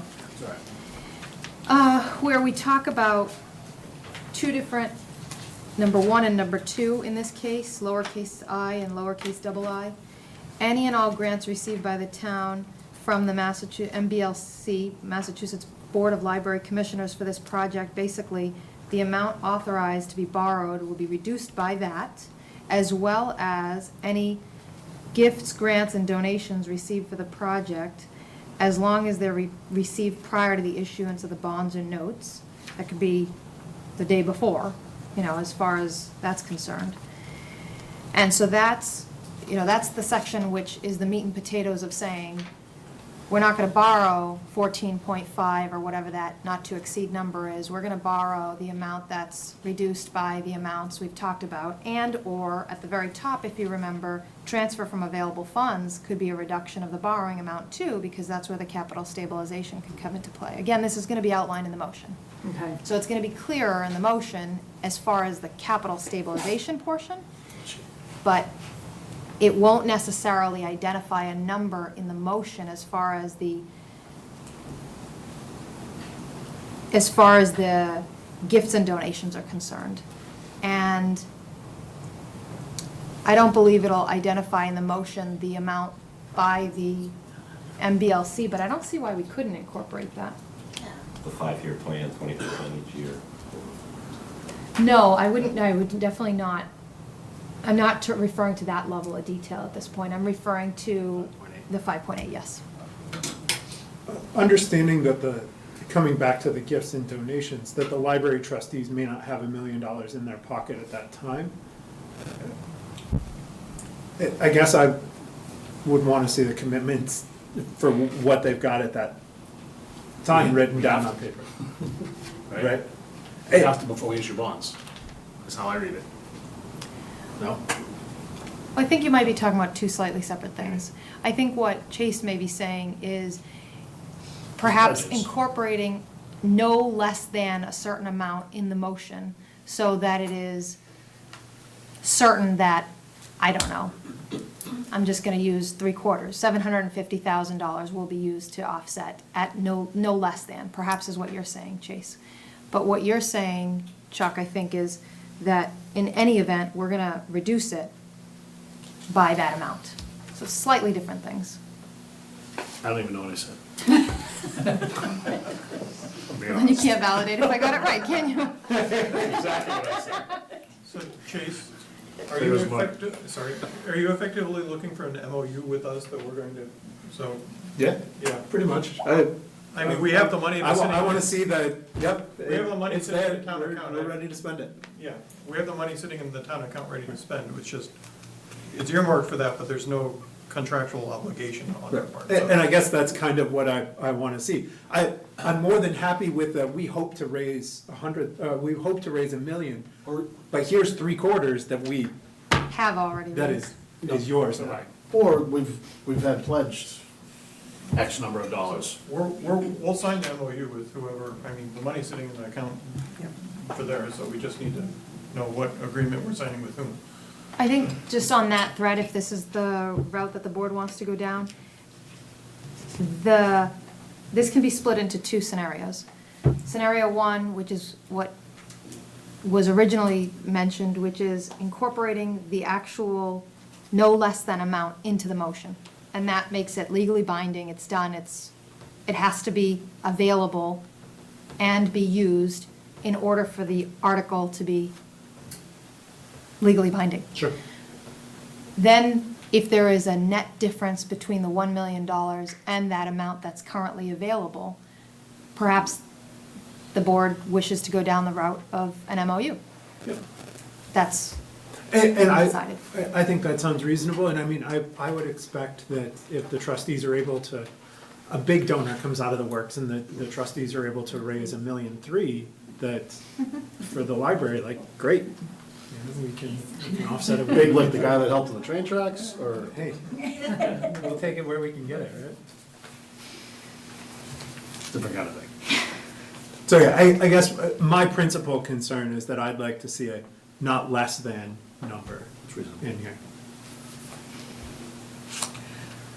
Does a majority of the board feel that way at this point in time? Because if you do, then what I would do, if the majority of the board felt that way, is we would ask bond counsel and/or town council, or a combination thereof, to review this article and incorporate the amount that's currently held by the treasurer in the account on behalf of the library trustees. And that would be printed in the warrant and mailed out, not mailed out, but posted on Friday on or about Friday when the warrant is posted. It's on our timeline for Friday, but obviously it's more important for us to make sure everything's correctly detailed legally, and so that may be perhaps Monday, it may be Thursday, when we're really ready. Because we can't change the warrant once posted. So back to your question, what are you asking if there's a majority of us?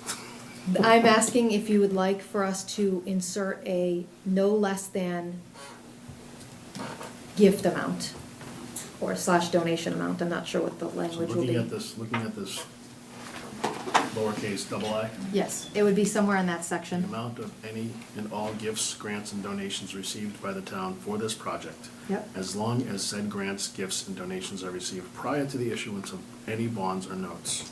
Further and these are not gonna be the exact words because I can't prescribe these, especially when it's a borrowing article. It's one that bond council must bless. But something along the lines of further required that no less than, do we know approximately how much we have at this point in time? 600 rings a bell to me. In the account or In the- pledged? In the Oh, account. in the account. Yeah, you can't guarantee pledged dollars. 400, yeah, good point, 400 we no, already just took in the out. account. So in an amount no less than, whatever's in the account, 400 something.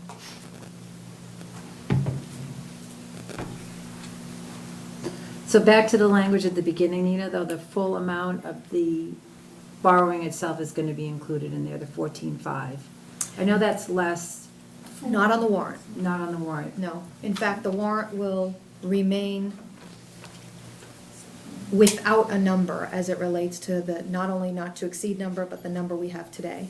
Because if we put in 14.5 as an example on the warrant, we Okay. can't exceed 14.5 at town meeting. Any number that's in here is set essentially. Can we put in a number that is? Higher? Will be determined, no, a number that will be determined And that's how this is by essentially. October. Because people are gonna Maybe back and they're gonna 21st, say, well, but- what's the number? Like, Well, what are we that's what I was looking saying at? about the commentary, that the Yeah. article itself won't have the number, But the narrative description itself will have the 14 and a half, and the motion that we bring forward will have the actual number based on what we get on Correct. October 21st. And that, remember that this warrant, while posted at various locations in town as prescribed by town bylaw, isn't the document we're technically circulating and mailing, obviously, to residents. The document we'll be mailing to residents will have that context, will have the 14.5 in it, will have reference to October 21st, will have reference to, you know, additional information if we choose to go and add this sentence, for instance. It will have that around it. So it will at least give people some sense of magnitude as to the number. And we should probably say that we're gonna approach town meeting with a not-to-exceed number. So we have to capture all these things in a practical way that is not the legal mumbo-jumbo that we see on the warrant. So we need information from bond council and town council. in order Yes. For us to move Yes, forward. yes.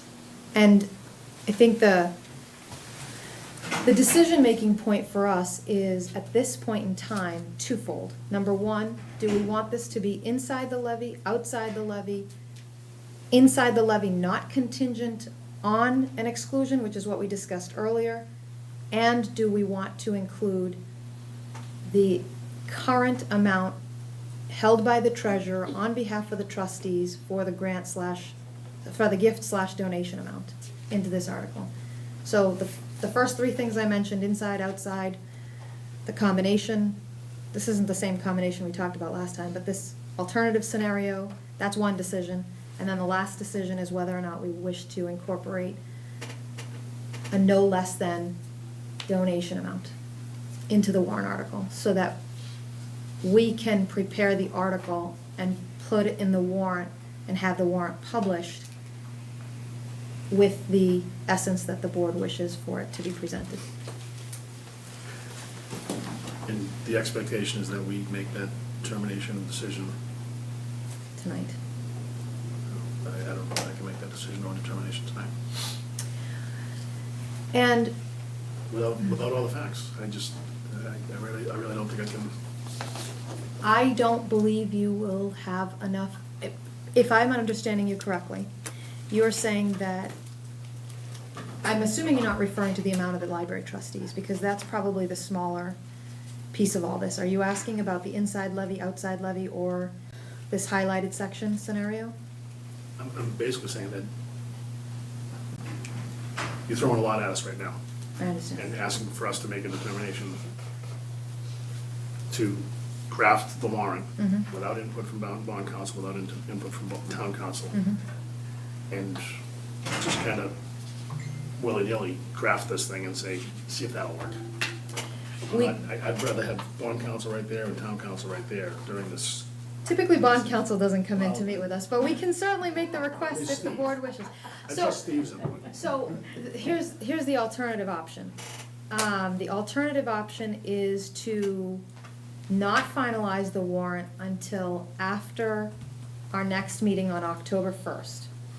The reason I don't favor that option is because under no circumstances will the town meeting report go to print any later than October 3rd. Because if it does, we won't make the bylaw requirements to ensure that that report is at people's homes 14 days in advance of the special town meeting.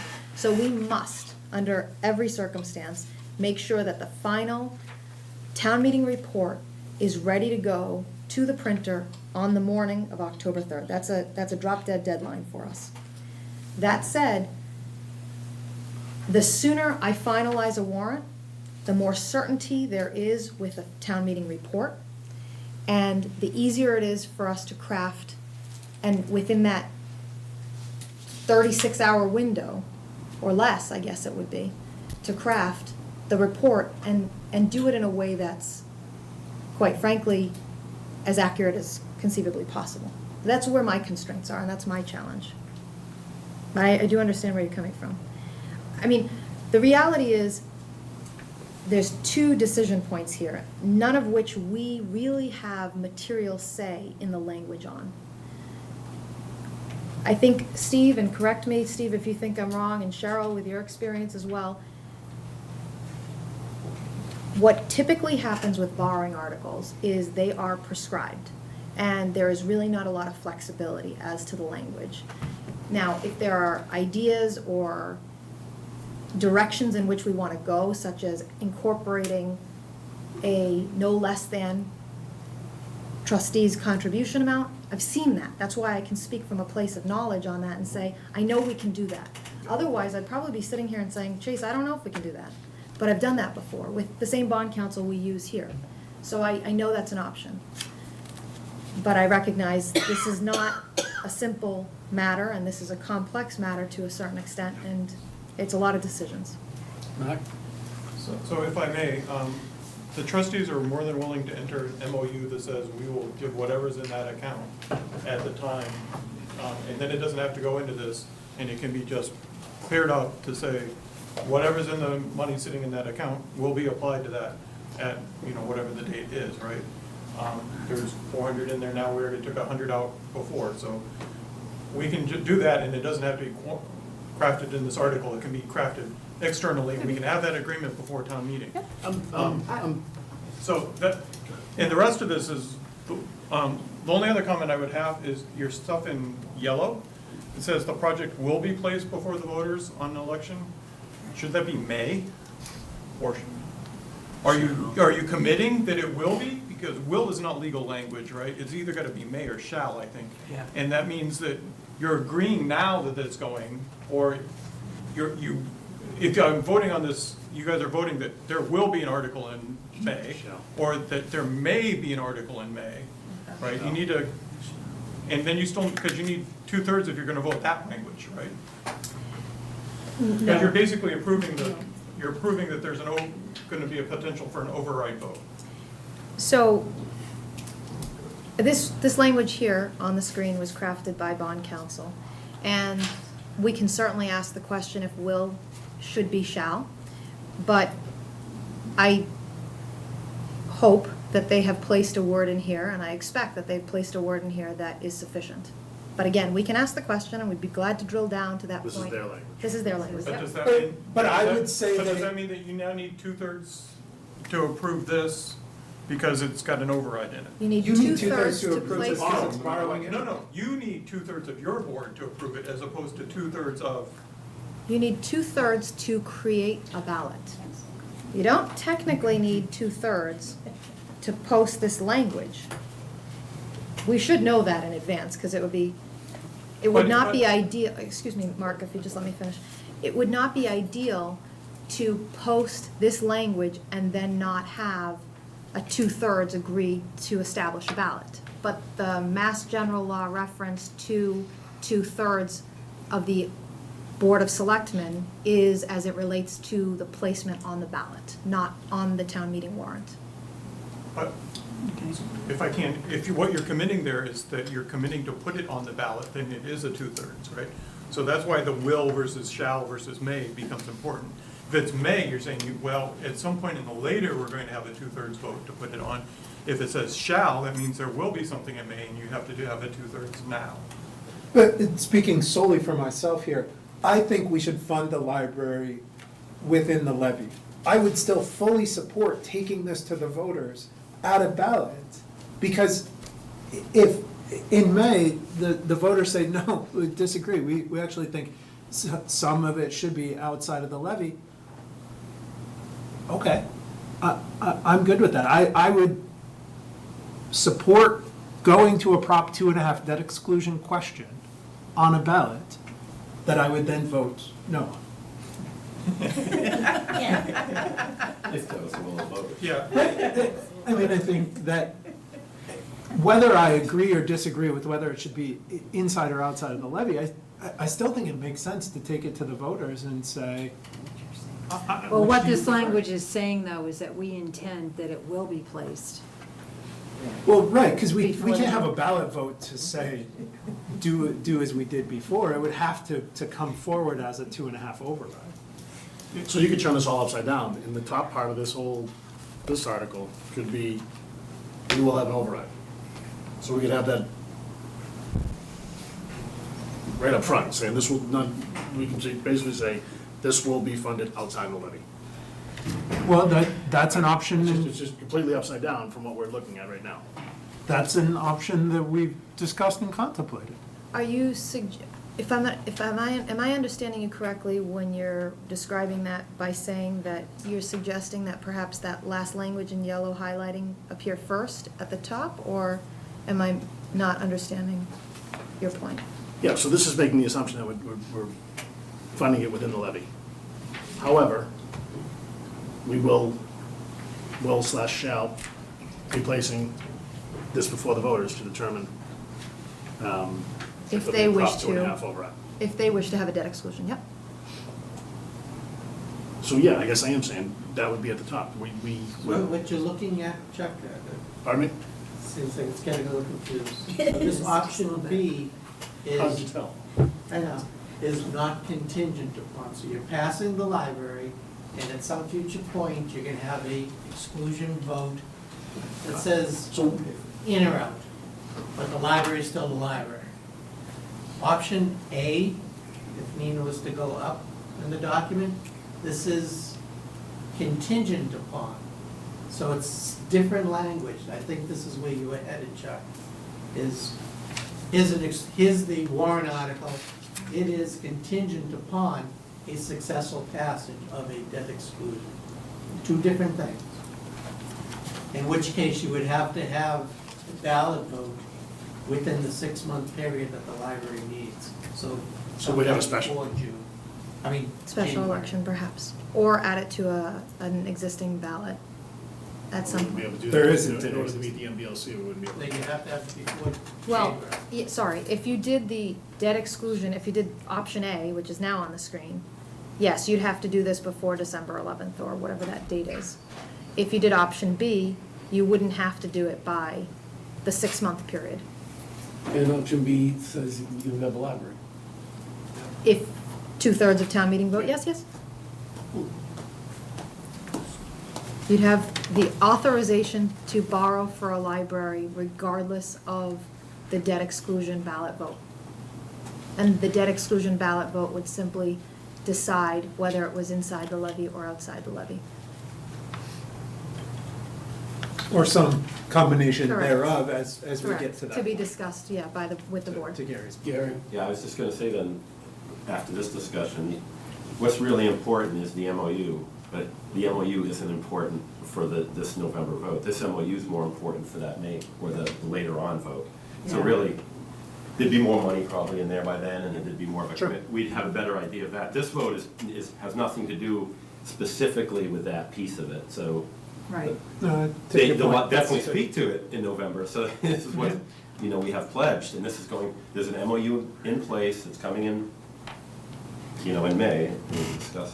That's if we go with option B. Right, so Nina, just to clarify, the language that we're seeing before us on the screen in this warrant is going to change So- with respect to the motion that will be on the floor at town meeting. I'm just gonna parse your comment and question into two. Sure. The language that's currently before the board in print, Mhm. in the warrant, can change, subject to how the board wishes to propose this article. Okay. Do you want this article to be within the levy? Do you want this article to be outside the levy?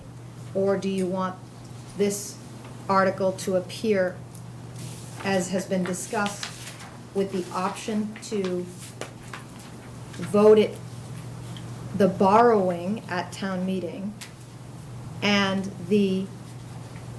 you're essentially making a formal statement that by inserting this orange language, you plan to have a ballot and let the voters decide if they want it inside the levy or outside the levy. Right.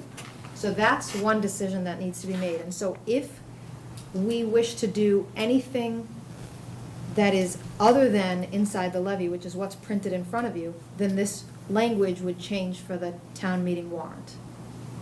To option A, which is one of the options. Correct. To option A or to option B or what's here. Essentially, those are the three scenarios. It's not the language here, I'm trying to make this as less complicated as No, as and I understand. simple as possible. I don't, that wasn't the direction I was going in. But you're saying now the motion at town meeting correct? So what I'm saying is, the number that's gonna be printed in the warrant Mhm. is going to be what? We're not gonna have an amount. Correct. It's going to, basically, the first several sentences of this, the first sentence of this will not change. Most likely, the first sentence, to see if the town will vote to raise and appropriate, borrow, transfer from available funds and or otherwise provide a sum of money to be expended, so on and so forth.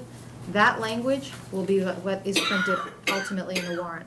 We don't And have. that contrasts with what's written up here currently for option Correct. B. Yeah, that's And that's just the confusion. Yeah, that's I what's apologize. This confusing is me. really, all of this language above the yellow highlighting should be ignored for purposes of this So conversation. we're just really now talking about inserting paragraph 11 into the bottom Yes. of the article before us. Yes. Thank you.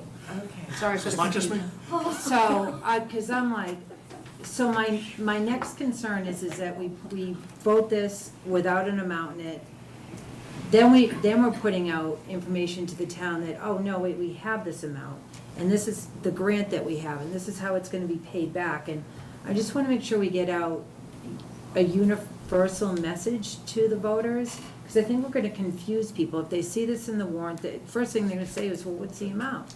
But that's why there's the written context in the in the booklet that goes out. I know, but I'm just saying, right, so, And I know. but to have the lack of continuity, I get it, but, and it's just a concern of mine, I just wanna make sure that we have the same message out there to everybody, everybody's on the same page. Otherwise, we're gonna be at town meeting for 8 hours, just talking about this one article, if we don't get the, right? So, that, It is certainly my preference to have all information that is gonna be asked of voters printed in the warrant, whenever possible. right, For example, Article 1, Bill of Prior Years, we don't technically have to identify the bill that we have. Right. But in doing so, we're just saying, here's what we know we're gonna have. We are also limiting ourselves to that prior year bill only. If another prior year bill comes in later, the drawback is, we'll have to wait till the special town meeting warrant in May. But what we're doing is we're saying, here's everything we have, and so to speak, we're giving fair warning to the inhabitants, as it's listed in the warrant, Yeah. of Littleton as to what we are going to be presenting to them at town meeting, which is, I think, your point. If we Yeah. don't have the number in this article, how do we fairly give notice to town meeting voters of what the magnitude of it is, for Right. example? right. Well, so thank you for clarifying that. It seems like Yeah, a lot of 'cause I people was had like- that confusion. Sorry about that. No, that's all right, okay. So, getting back to some extent to your point and to Chuck's point, the question is, do we add this yellow? Do we not add this yellow? To what is written in our. Basically, book. yep, Yeah. yep. And then bond council makes the final decision and town council of where these words go. Right. And it probably won't be at the start, which Chuck was intimating. It'll probably be at the end, Right, but just fair warning. right. So I don't have a problem with that language, I like. I And think it certainly sets an expectation Mhm. with the voters. Yellow. Hmm.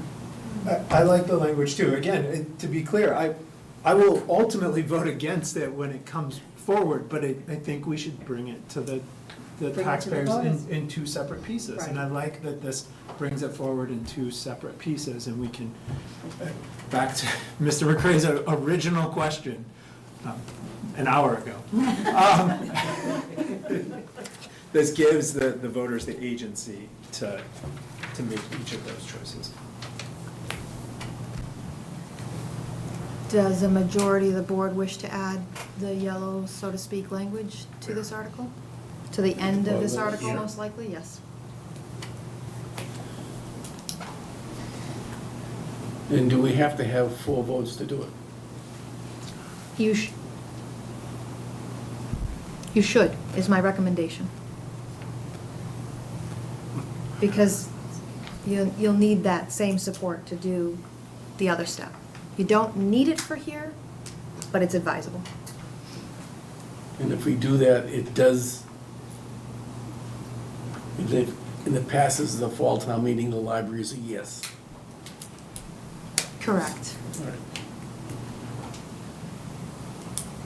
I have a problem voting for it without having a funding source. There's no named funding source. And We likely won't have that information.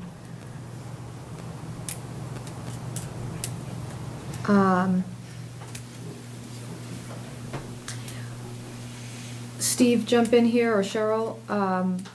When we put a motion forward on October 28th, as an example, it's not likely that our language will be specific to raise and appropriate transfer, because at that point, we will not have capital stabilization funds in that account yet, and because they haven't been certified and they haven't been moved into the capital stabilization account. So we will be in no different a position today as we will be October 28th, unfortunately.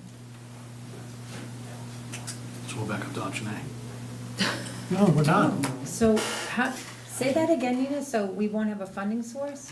What Chuck is, I think, saying is that he's concerned that there's no black and white explanation or certainty to how much is gonna be raised and appropriated, how much is gonna be used from capital stabilization, and how much we might, transfer from some other funding. So I just think there was 300 in current capital stabilization, and then 2.1 projected to be added to capital stabilization in the future, so a total of 2.4. What if it's 2.3? What if it's 2.5? Those are the details that need to be worked out, and won't be available with that level of detail by October 28th. I mean, the alternative here, and look, you're not, this is certain, there's no doubt that this is a complex situation. So let me take a step back for a moment and say, you don't have to transfer from available funds, as an example. The finance team and I would tell you we recommend that because it reduces the overall interest costs and therefore the total borrowing and total impact to the town. We can't put a number in here to say that 2.4 should be transferred from capital stabilization because it isn't in capital stabilization. So therein lies the challenge. You have the flexibility to say we don't want to use capital stabilization and we want to be very specific to the extent we can be specific today. This is Contingencies. there's a lot of contingencies. Well, and yeah. so, really, it comes down, no, go ahead, you want to get Steve? To throw another monkey wrench into Awesome. You're welcome. Is you really can't even say how much we're receiving from the library commissioners because if they go that green route, they're gonna get some more than the 5.8, so you Yeah. can't specifically say 5.8 either in the motion. Yeah, I was toying with whether or not we'd be able to bind to that at one point. So I think the motion itself is gonna be No less than. vague. No less than. It's gonna be no less than with the same language as far as some part of raise and appropriate, some part of transfer. I don't think it can be specific. I mean, that's a conversation we're gonna have to have. Well, so we only have so much information available to us tonight, right? And at the end of the day, come October, it's gonna be up to the voters whether they're comfortable with the information that is presented before them with respect to this project. But what we do have is, the reason I put forward the idea of bringing this yellow language in, as you guys know, I would prefer to do this in the levy. I think this addresses the concerns, particularly that you've expressed, and you think, if I understand you correctly, that Right. doing it all within the levy doesn't give us all of the Yeah, flexibility, no, I right? actually had met with Steve and we had gone over that language. Yeah, no, I like it. And so, we're still working off of the economic models that Steve and Cheryl put together for Right. us. So, within those, there were still actions that we had to take on a year-over-year basis. If we did this outside of the levy, but then paid into it over time, there's not certainty with that either. That requires a commitment from the town on an annual basis Right. to pay down some of that debt. So there's never, ever going to be 100% certainty in the context of exactly which account this is going to come out of, because that's a year-over-year decision, and this is the same way. Right. That, you know, when we get to, if we adopt what's written here plus the yellow language, we'll actually be able to resolve some of that as we get closer to the May town meeting vote and actually know what the Prop 2.5 override number might be, and we'll hash that out, you know? Right. Do we want 2.5 out of capital stabilization, or do we only want 1.5 out of capital Right. stabilization? No, I totally understand that, and I have no problem with the language in yellow. Steve explained it to me very well. It makes sense to me. I'm just saying overall, when this does go before town meeting in October, we'll see what happens. But this is just more, I know Chuck has some apprehension with voting tonight, so I'm fine with it. The one thing that I will say that, to Chase's point, I think Chase, you explained that very well, is that we should be having a regular conversation. You should be expecting that the finance team and I carve out time to have that regular conversation with the board on an annual basis as to how, you know, how these pieces are all coming together. And if we, for example, decided at some point to transfer from capital stabilization the 2.4 million, well, once that's decided, that conversation ends, we implement. If there are scenarios by which, if you recall that option we talked about 2 weeks ago, which, just to give you an example, if we did a scenario where we excluded it, let's say we put in this sentence, and town meeting approves it by 2/3 majority in the fall, and then sometime in the spring or the summer, whatever it ends up being, we have an election, and there's that 2.5 debt exclusion question for the voters to decide if it's excluded or if it's within the levy. If the voters decide to have it excluded, we should be coming back to have a conversation about whether or not we wish to put as much of it in the levy as possible, or we wish to exclude it completely. And if we do the scenario which we had talked about 2 weeks ago as an example, again, just narrowing down to the examples, then we should be coming in every year and having that conversation. It should be a part of the budget process. It should be presented, it should be discussed until such time that, you know, the board's comfortable, which will, no doubt that this process is complicated. There's a lot of, and I'm not saying this so much for the Board of Selectmen, but more so for the townspeople, there are a lot of Mass General laws in play here. There is a lot of experience and knowledge that's required to implement these Mass General laws in accordance with the steps that must be taken. And these types of things, unfortunately, are not within the town's control in terms of their complexity. We are prescribed to follow these steps, and they're not simple. There's no way around it, unfortunately. Unless somebody wishes to petition the legislature to make some changes and simplify, which. Okay.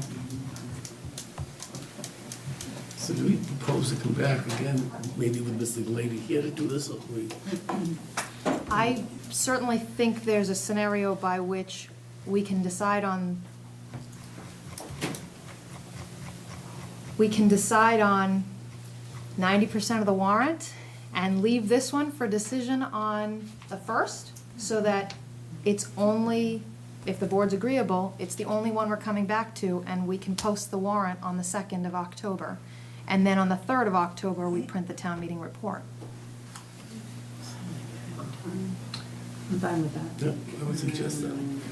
There's still a lot of work to be done tonight in terms Right. of I think we need to move on from it, and I recommendations. think Paul should be part of the discussion.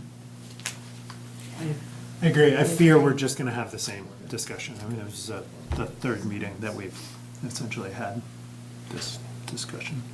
But I do agree, it would be better to be made as a board of 5 than as a board of 4. Right. So we can, I guess, move on to the next article. Could we take a quick recess? My other suggestion before we move on to the next article, is there any way we can get the water department down and come back to the articles? I'm fine with that. We certainly can. We've got the water commissioners on as the next article. Yeah, I don't have a problem with that. who moved petition, like, I just need to step out of the room. You don't have to take a recess, but I'll be back. Somebody's gonna go to recess. okay, we're on break.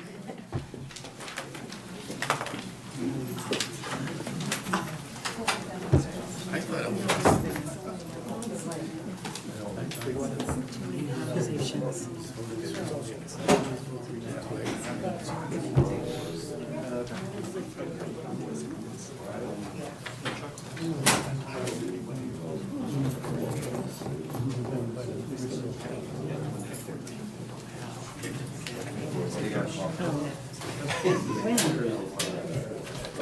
I was hoping that's why we would require it. Disagree with your statement. Oh.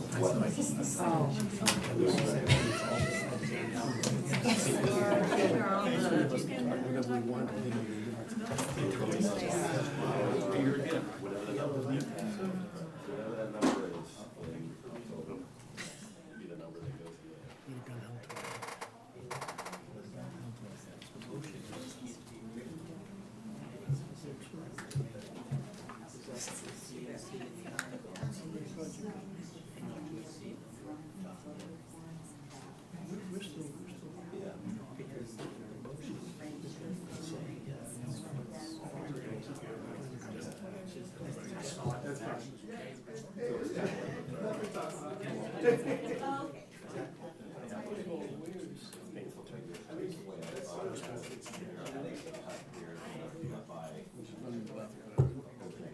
I'm just saying, I thought he was voting this, and then it was gonna be the other one.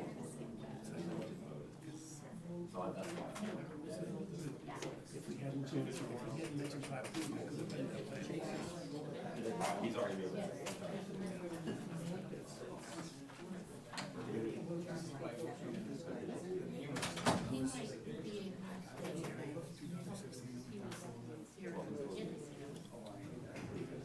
In the beginning, there was 3.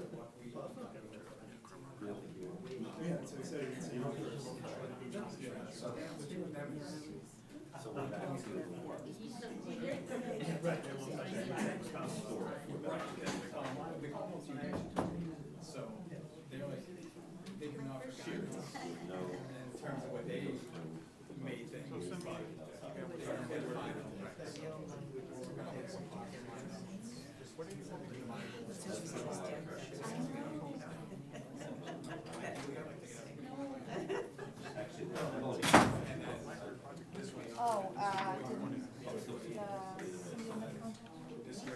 So, okay, you guys, we can come back to the, Yeah, definitely. the next one. You don't think so? On our,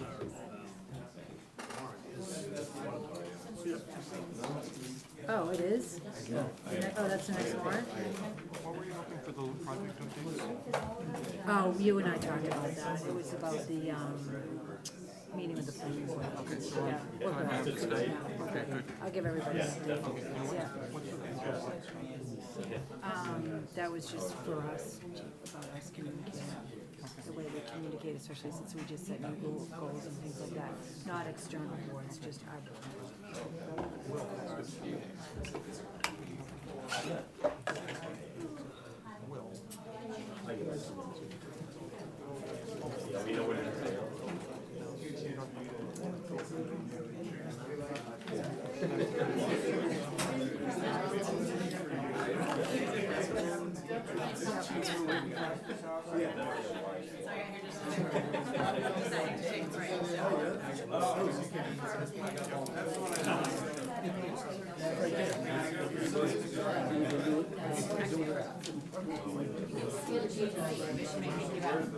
I was counting 3, I was waiting for Paul to show up.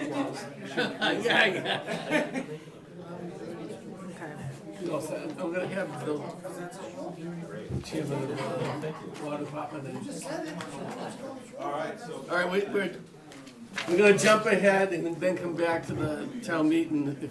If the water department would like to come up and talk about the home rule petition. If I didn't do this, I figured you'd be here at 10 o'clock. Appreciate it. Thank you. So actually, we're on the agenda twice. Yeah, you're doing one right now. Actually, the town article about the home Stay rule away. petition is on your agenda for, It was on for 7:30? yeah, 7:30 also. So the way I think we're that's what kind Joe was of, the way we're kind of parsing this, just for clarification purposes, is the light department, the LELWD or LWD has essentially asked for the sewer home rule petition to be modified. And so Joe, I think, has taken that out of order for probably two reasons. Number one, from a timing standpoint, but also because it would materially affect how we place that warrant on the article, that article on the warrant. And so, to your point, yes, it is on here twice, but it's currently in the warrant as written by, I guess, town council, which was at the direction of the board members who were delegated the sewer responsibility. if So that there makes was already sense. a re-edit to the original legislation that we went in, or we didn't? Yes, but I think did it was not just know a that. wording change. Yeah, my understanding, I don't know the exact status of it, and I don't know exactly where it Because that's sits with the essentially what we legislature. did too. We'll Yeah. Just, selectmen. Find and replace. Yeah, right. Yeah. Water commissioner. Yeah, that's essentially, so is that what town council did also, or? Because there were some changes that we did that should be run through town council also. Sure. My understanding is that prior to the LWD putting together changes for the home rule petition, between Paul and Chase, work was done with town council to draft a modification to the home rule petition. Subsequent to that, we received your language, and we felt it warranted its own agenda item to matter as it relates to the language proposed by LWD. Okay, perfect. That's what I was hoping you were gonna say. Because then we can make a. Nothing is simple. Because then we can make a decision, all right? I mean, what we sent in is what the commissioners would like to see. If there are modifications to this, I'd have to bring it back to the commissioners. So if these meld nicely, we're good to go. So, So I don't see, So the I don't see question, anything from my viewpoint. so, yeah, at this point, the language provided by LWD is provided in red line fashion in the packet, and I believe outlines specifically every change that LWD is recommending be a part of the modification to the special act. If the Board of Selectmen is prepared to move forward, then we have a motion and we can make the motion. I can belabor this and give you more context, or I can make the motion. What's your preference here? I mean, this is essentially what we conceptualized Okay. prior. And the modifications to the home rule petition really are an outgrowth of the MOU. correct, right on. This, in a more structured legal way, formalizes the MOU, right? We could have walked, it was conceivable just with the MOU, in 5 years, we'd be like, I don't know, those water commissioners. This would now require an act of the legislature to essentially undo what is now written in the MOU. Exactly. I mean, essentially what Chase, you're right on. I mean, the MOU was us saying, hey, we all agree. This just memorializes what we agreed to. Perfect. So we just need a motion on this one. Great. Move that the Board of Selectmen vote to revise the language listed in the October 28, 2019 special town meeting warrant to include the revised home rule petition as, I'm going to modify this for a second, as submitted by Nick Lawler on September 18th, subject to review changes by town council as to form. So then we capture exactly what you guys. Second. All in favor? Aye. Those opposed? Okay, now the other part is back to the town meeting, right? Right. So we got the next two, I believe. Right, so we do have the borrowing article for and home rule petition for the water treatment facility. We have the home rule petition, which would change in language as previously voted. And then we have potentially two other articles after that. Not certain how much discussion at this point we would take with LELWD, but I would encourage going through all of these articles as a group if the board wishes. So perhaps the Absolutely. floor, I could, through the chair, give you guys the floor to talk about especially the Board of Water Commissioners article regarding the home rule petition and the borrowing. Please. Mr. Chairman, Yes. thank you. So, Article XXX. Only two. Only two. I'm sorry. It'll be at the end of the night. Section 1, in regards to the $2.5 million, technical questions, Dave will take care of, but essentially this is the solution to the PFAS issue that we've let all our ratepayers know about. PFAS is a chemical that is made it into our water stream over at Spec Pond. This is a solution to get that PFAS chemical out. 2.5 is a temporary solution to this issue. It will clean up the issue over in Spec Pond. We're looking to take care of it in the Wickham Ave plan also. But for that, go ahead. So also with that 2.5 is the permit study for a permit solution design analysis, which is tied to the Wickham Ave plan as well. So we gotta fix what we got, and then we need a permanent solution, and that's what we're hoping for the 2.5. That's essentially what we're asking for. And again, this is all with DEP and EPA regulations hovering, coming January. They're Not officially yet. Maybe. Nobody will tell us. Yeah, right, but something's coming, we know that, so it's better to be proactive than reactive. And I'd like to congratulate you there, because there are other communities, they haven't been on top of that. And they're running into other problems, and I thought the letter you sent out was also explain things to people in a very basic way of what the problem actually was, without setting this big alarm that goes off, so. Nick, Dave, and the folks in the water department are on top of it. I mean, you know. I know it's mostly Dave, but it was mostly It's actually, Paid you to say that. it's actually Kevin Hunt and his crew. You know what I'm saying? They're the guys that are on top of it. They're doing a great job. To what extent are we seeking out potential responsible parties to contribute to the millions of dollars we're throwing in to address perfluorinates? So We gotta there's, find the source first. yeah, there's some Are we chasing it? fingerprint testing we can look into. I don't think we've fully discussed that as a board. Nick has an option. talked to Town of Air. They're in the same situation. Spec Pond, shared by Air, same issues. So, you know, the investigatory thing has started. No, nothing concrete has come up yet, so it's in the works though. Another question with respect to the way that this is structured. Do we expect, so the Commonwealth has shaken loose money to try and address PFAS. Is this structured in a way that we can potentially come back and get the state to reimburse us for some costs? Or do we think these are just gonna be sunk costs that our ratepayers are gonna just have to live with? This has to be done ASAP. Right. You know, we can't, I mean, you guys know what it's like dealing with the state. Will we chase any resources that the state's able to give us? Absolutely, absolutely. And, you know, we've been in touch with DEP and talking about it very upfront, open, and saying, here, this is what we have. They are absolutely ecstatic about how we're handling the situation, so. Any funding opportunities that do arise, we're right on top of, so. Yeah, absolutely. And I'd also like to say that I appreciate the light department and light and water department's openness, because Nick has invited me to attend meetings with Mass DEP on this subject, and I have really had my questions answered on the subject, and I feel that, you know, as has been said by everyone, we've been proactive in the subject matter.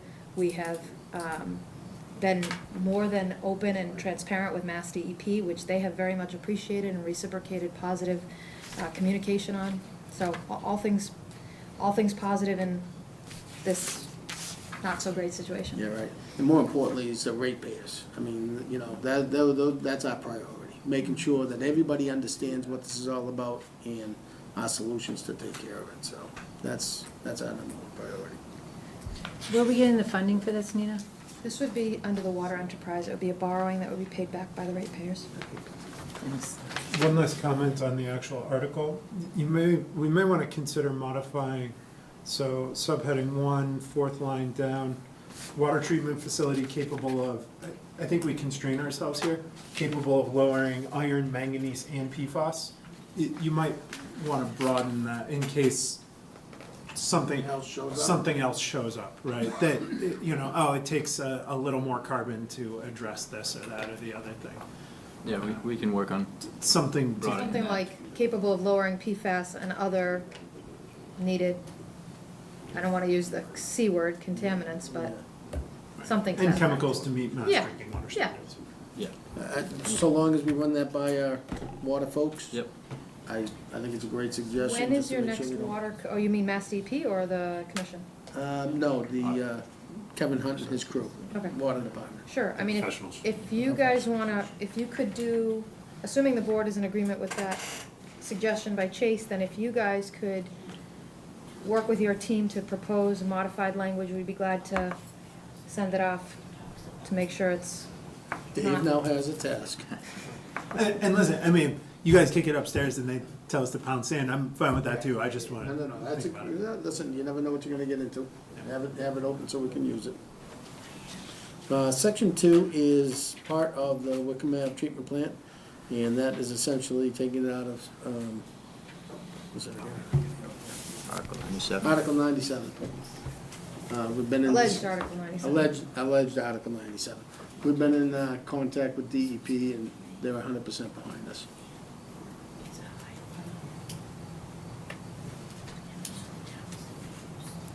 So we all set with that one? Good. Okay. So Article XX. This is where we would, The deed says that it was purchased in Article 97, under Article 97, the deed on that piece of property. So this is very confusing for me, and I'm sure for others. The deed on that piece of, that parcel of land on Whitcomb Avenue says that it was purchased using Article 97 funds. So that this alleged thing,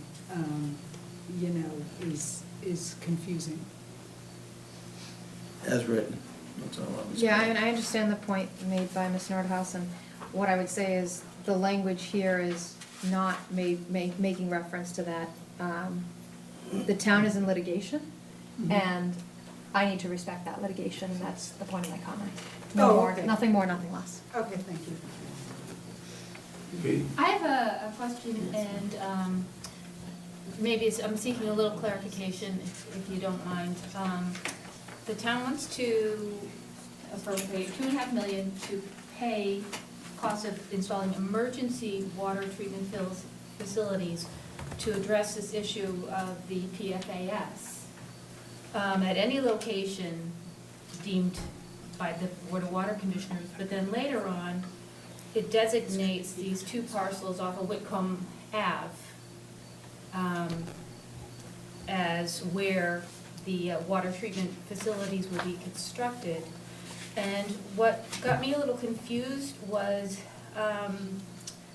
the first raising the alarm about PFAS, but then citing the treatment center facilities on Whitcomb Ave, because on a letter from the Water Department on August 1st said that the PFAS had been found in small levels at Speck Pond, and Beaver Brook had trace, but none were found at Whitcomb.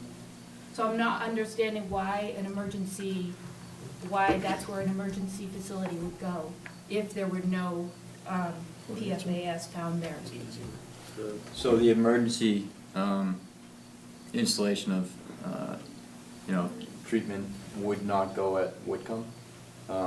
We would look to place that near Speck Pond, essentially at Speck Pond, and that would only be a temporary solution. The permanent solution, we would look to include into our water treatment facility, our our new water treatment facility. But it says it designates these 2 parcels at Whitcomb Land for the construction of water treatment facilities. It doesn't say that it'll be at Spec Pond. The spec pond is only getting the temporary fix. So the temporary fix is basically a quick installation of a filter that's not meant to last for a long period of time, that we can install quickly, lower those levels. So is this the permanent site on Whitcomb? Why, I don't understand why that's in there. Yeah, that's what it's saying. It's designated as the construction site of the new treatment facility. Dave, perhaps, if I can guess for a moment, perhaps the LWD's distribution system is projected at this time to change. Yes. Based on this discovery of PFAS, and as a result, the treatment plant location will not necessarily be close to the location in which the PFAS exists. Yep, exactly. Because there could be I'm There could be- just picking examples, there could be a decommissioning of different sites and use of other sites to create different distribution routes. I understand, okay. So we haven't completed, our full analysis of the entire situation, so we don't know the best permanent fix.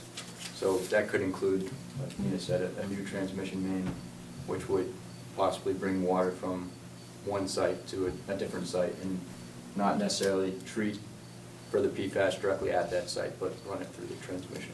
Okay, and just out of curiosity, my reading of the documentation was that Whitcomb is Article 97, it's permanently protected from being built on, and the town would have to go to state legislature and ask them for a change before legally building on that. I'm just curious, are there any backup sites? No. That's your opinion, we respect your opinion, but that's not our opinion. But thank you. But then the latter question is, are there any backup sites? So I guess was the second part of your question? Right. No. No. And the second clause does authorize the town to petition the general court. Correct. That would involve taking it out of 97 via the legislature. Right, so that's the procedure that you would go through to take it out of 97. That's the procedure to Right. take something out of 97. Right.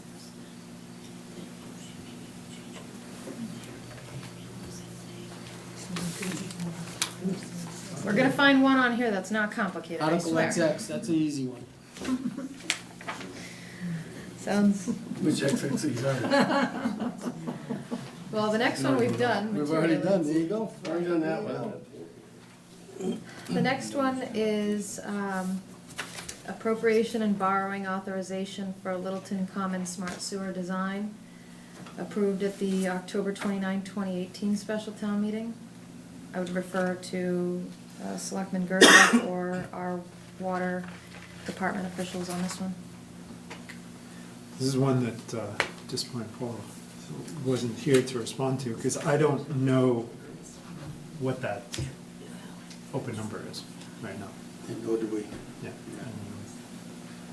So we put that on the October 1st. We certainly can. Yep. I mean, the objective there is to, at a minimum, appropriate a sum that allows us to access the MassWorks grant. And I think there's still some work to be done to determine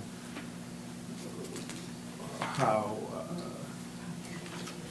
whether we need to go forward with the whole thing or just an incremental piece. So, I'm gonna circle up with. Okay. And could I recommend circling with Nick Lawler on that as well? Because there was a conference call today, which admittedly I was about 20 minutes late for, and there was discussion about the MassWorks grant, and there may be relevant parts there. Okay. And this is generally the same story with respect to Article XX.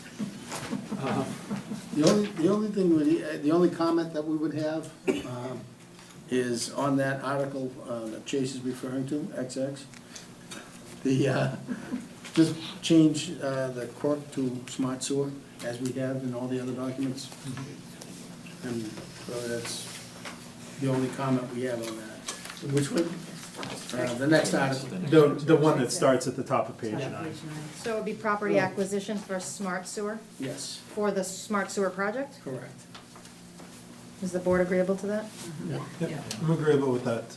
Again, as far as our representation, the board's representation there in driving, understanding our ability to acquire additional property or different properties to do that, I was hoping Paul would be able to speak to it. The recommendation that Mr. Glady talked to me the night before he went to his class was to take the articles that dealt directly with the smart sewer and put them maybe after Article 7, so they're earlier in the meeting. You can certainly do that, board's discretion.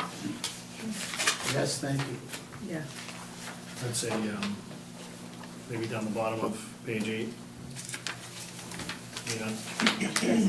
So, they're XX, so it's kind of difficult to designate, but Yeah. the one that amendment to appropriate Yes. borrowing, maybe that's Article 8, and then the one that Mr. Carr just changed would be Article 9. And then maybe go to the home rule petitions, number 10. Yep. Everybody's- That would be consistent with our typical policies. Okay, all right, great.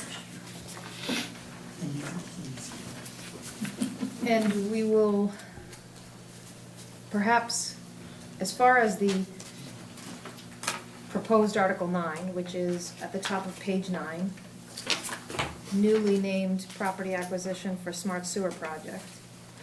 For that article,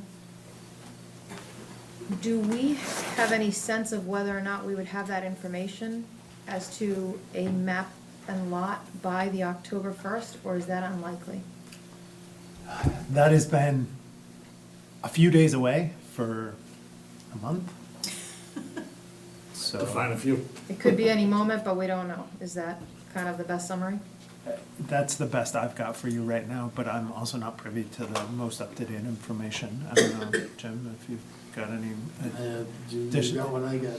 We've got 3-4 different pieces of property that have been kicking around, and have found that the negotiations are probably most effective if it's not 10 people on one side and a property owner on the other. Sure. So I guess what, I'm just thinking to some extent to preserve the board's flexibility on this subject. We certainly have this language where we fill in the information on October 1st.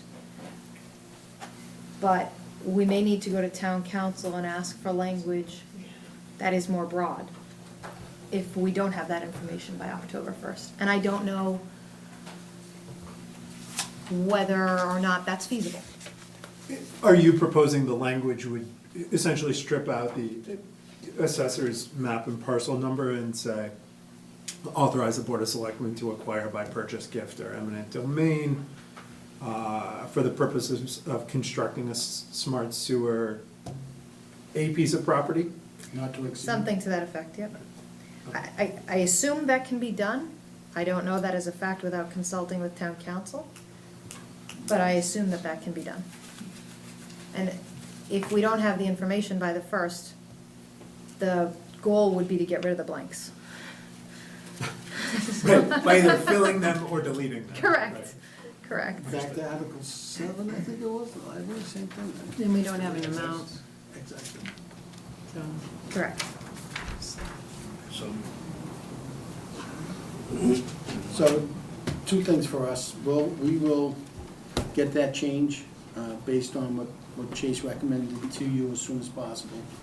And in regards to the land acquisition, move forward. I mean, we've been working with Chase and Paul on them, and we'll continue to do so. See if we can nail something down, or at least be able to say we're negotiating with X. Yeah, I mean, I think there's a real possibility that the article at the top of page 9, it's possible we ultimately don't go forward with that at town meeting because it's still too fledgling. That, though, it's really important to note, though, that the success of the smart sewer is not contingent upon that going forward at this particular town meeting. It would be nice, it would be very helpful. It is not the single most pressing thing with respect to this project.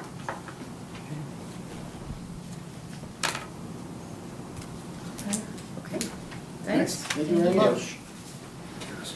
I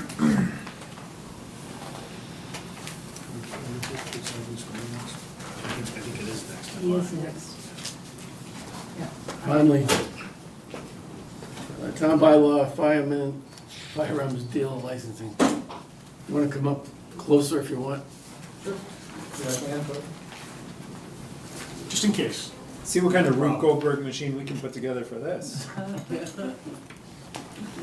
Just to go briefly through this is just a, Yes, so, with the greatest amount of appreciation and acknowledgement to the police chief and to the town clerk for putting this together with council and inviting me into the conference calls when we were at a stage where it was necessary for me to be involved. I will say that I'm probably not the expert on the subject matter, but that the police chief and perhaps the town clerk and our police department representative here this evening perhaps maybe, but in general, this is a article that seeks to provide an opportunity for the town to establish regulations that provide, that the police chief essentially would recommend, and it would be adopted by the Board of Selectmen, that would allow the town to provide some regulation, and essentially the goal, the overarching goal, is to recoup the costs associated with managing the large number of firearms dealers contained in Littleton. Now, just for purposes of town residents, and certainly defer the floor to our police department representative, as I understand it, the firearms dealers in Littleton do not typically have firearms actually at their dealer location. They're, in many cases, I'm told, cubicles with a desk drawer and a file cabinet. But it's a site in which they utilize to do their business. And there may not be very many firearms, but again, I defer because I haven't made those observations. I've been told those things through the police department. If I may, Mr. Please. Chairman, and Sergeant Scola, correct me if I'm wrong here. We do have a fair number of licensed firearm dealers in town. Your assessment is, I think, pretty spot on. And I think this is exactly what this is as the firearms, what is your title? The firearms licensing officer. I was gonna say firearms dude, but I figured that wasn't. Firearms it. guy, yeah. In order for you to maintain these licenses and make sure that everything's up to snuff, if you will, it would take you a fair amount of administrative time, audits, inspections. And Correct. checking that all the licenses and paperwork and everything are in order. So that's my understanding as well from having a conversation with the police chief when I saw this. And I believe it's simply that. It's very similar to other permitting fees that we charge. It's administrative. We're trying to recoup some administrative costs to pay for Sergeant Scola's time, or if you have someone else that is working with you or on your behalf. Right. I don't know that we need any further. I It's don't pretty well think so. spelled out. Yeah, it's No. spelled out. I know the chief told me the amount of time we have to spend with each one of these is. It's significant, some more than others. We do have some dealers in there that they only do a handful of sales a year. Some others have hundreds of sales a year, and we have to look at each one of those and make sure that they're complying with the Mass General laws that they're supposed to. I know the ATF recently went in there. They cannot enforce Mass General laws. They can enforce federal laws, but not the state laws. The state laws are our responsibility. Is there much differentiation between the federal laws and the state laws? There is. The mere definition of what a firearm is a big one. Under the state law, essentially, long story short, if you pull the trigger and it goes boom, it's essentially a firearm. If under the federal laws, the uppers of the firearm, the lowers of the firearm, individual parts, they're considered firearms in and of themselves. Okay.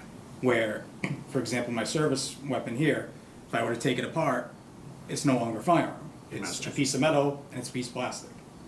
But you put it together, it's suddenly now a firearm. So that's a subtle difference in what the ATF looks at versus what we look at. I think we're all set with that one. Yep. Thank you very much. Easy ones. Sorry for the wait. Care. Thanks for being patient. No problem. He's not home with the baby, so he's good. The last, as you know, is a voter petition article. I don't know as though there's much to be said there. You know that we can't change the language on the voter petition article, and that we are strongly recommended to print such an article. You'd be breaking one law if you didn't print it. You'd be breaking another law if, you know, so you should print it. So that's really all it is. Is this the content of the whole thing? Yes. And to clarify, Nina, this doesn't have impact on the applicants currently before us. It, Because we're still considered a yes community until, That's my understanding. it depends on timing. It truly depends on timing. If such an article were to pass and were to be considered legally binding, which we haven't received a determination on at this point, and then a ballot question were to be crafted, if no marijuana retail establishments Have been licensed. have been have been licensed, Right. then Have applied or have been licensed? Because usually zoning, there it's applied. there needs to be a Right. distinction here of this gray area that I shouldn't advise without town council's advice, but the entire process would have to have taken place to rescind the, not only bylaw and the ballot election for something concrete or permanent to occur. And the question becomes, is it, I can't imagine an application is sufficient to, So let to be me, in the so pipeline. the working group's convening Wednesday night. Say, we're gonna come back to the Board of Selectmen on whatever the next meeting date is. We invite 2 applicants to enter into HCA negotiations with us, all hypothetically. Then this article comes up. I mean, they're already in the process. But in order for this article to have teeth, it has to not only get past a town meeting. Right. It has to go to a It's ballot. a 2-step process, right, yeah, so. And both of those would have to take place, again, assuming this article is binding, which Right. we don't have the answer to. Oh, at this okay, point. all right. Perfect, Even if it does pass, it has to go to the Attorney General. right. Okay. Oh, is that when it actually goes into effect, when the AG blesses it? Or is it going to? That would tell us whether or not we have to put it on the ballot. I see, right. It's an academic question, Yeah, better I don't know reserved for those, not. I don't know as though the details matter right now, but. The 7:30 question? Yeah, seriously.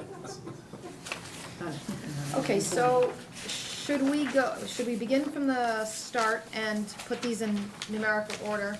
Decide on that tonight, which would certainly help.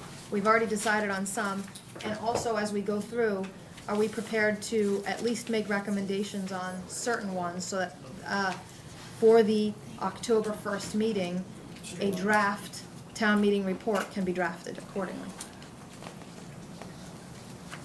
So, Yes. Article 1. Shall I assume that that will be kept as Article 1? Sure, I think we're okay all the way through 10 at this point. Okay. You guys have any problems with 1 through 7? No. Right, 1 through 7, then we moved 8, 9, 1 through 10. 7. You moved the appropriation for sewer to 8, you moved the acquisition to 9, and you moved the home rule petition to 10. Verbally. Does that work? Yep. I'm fine with that. Would you be prepared to recommend 1 through 7? Can I just ask, why is 7 highlighted? There is a comment in there, and it's subject, that's a great question. There is a comment in there that I'm just, for purposes of not making this page very small, There's a comment in there that town council has asked to review this a little bit further, this specific article, and that's gonna occur tomorrow. But I don't expect, we don't expect changes at this point in time. We've done our homework, we've contacted the state, we've asked all the Cheryl's asked all the questions of the state that we need to. We're fairly comfortable with this. All we're looking for is to fill in the blanks, which we're. But our motions should still be subject to form by town council. Absolutely. Exactly. So that would be the second motion, if you're prepared to make it. Now, we can just do 1 to 7, we can write it on a piece of paper and then come back after we number the rest of them. Okay, so would it be fair to assume that the new 8, 9, and 10, you're not prepared to necessarily recommend or not recommend? I'm sorry, I'm losing numbers. Would you mind to flip back to Certainly. our? Yep. So this is the numerical order in which it appears on the warrant. And it So you got instead. your X's are in there? Yeah, right, 8 through 17 on the warrant, and in the future, by the way, I've picked up that XX isn't working out too well, so we're gonna go with just numbers in the Agreed. future. Yeah, so, A, B, C, B. but for purposes of consistency, this article this warrant as written follows that exact pattern. Okay. So if we wanted to talk about numbers, we could talk about it in the context of the numbers on that list. So we call this 8, call this 9. Although we've already changed that. 10,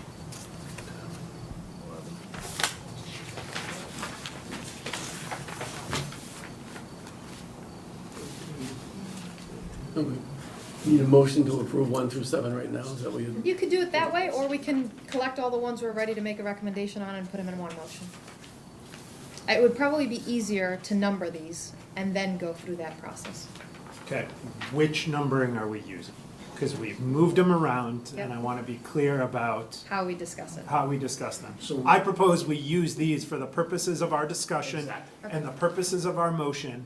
Following that, we will then talk about reordering them, but for the purposes of our recommendations. Oh, so I'd rejigger them. Oh, I don't care, So I just want so clarity, so after- we're. After number 7, I put 8, 9, I just numbered them through 17. So I just, after the Conservation Commission article, I numbered that next one 8, but it's not gonna be 8 because we decided to move Okay, so what is now. this is what I'm trying to understand. Is 8 the classification and compensation study, or is 8 the? Oh, it is 8 up there. Right. So that worked out. Right? Or is 8 the? 8 is 13 up here.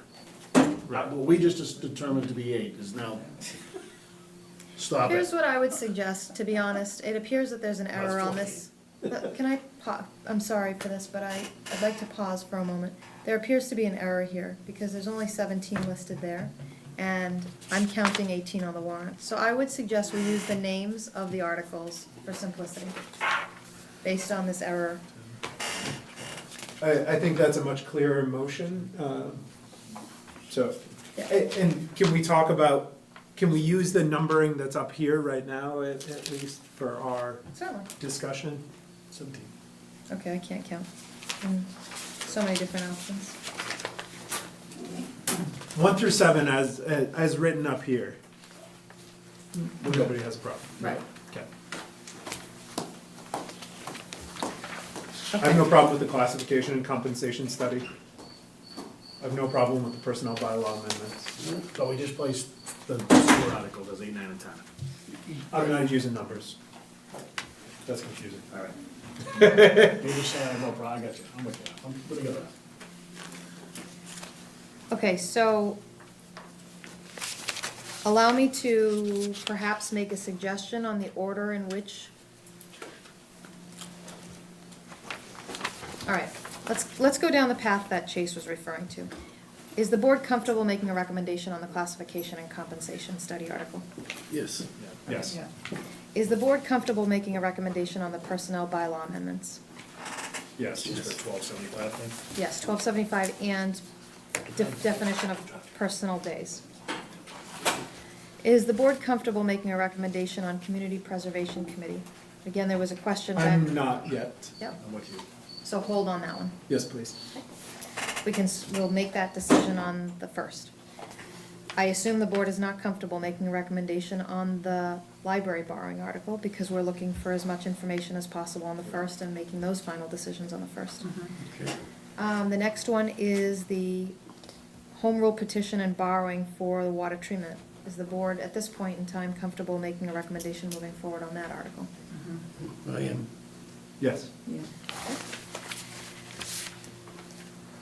We are intentionally holding the next 3 articles for recommendation. Well, are we? I don't think we Perhaps- need to hold the amendment to the That's home rule right. petition. That's right. So is the board comfortable with the home rule petition language? Yep. We've already, So we propose that as Article 10. right. Well, yes, correct. That's the now Article 10. Okay. Is the board comfortable making a recommendation on the town bylaw amendment for firearms dealer licensing? Yes. Yes. Okay. And does the board wish to take an action at this time on the zoning amendment by the citizens, the voter petition? I would not be opposed to taking it up and voicing our opinions. I'm also comfortable leaving it as is. Well, we're not even sure if it's That's another good point. passes muster.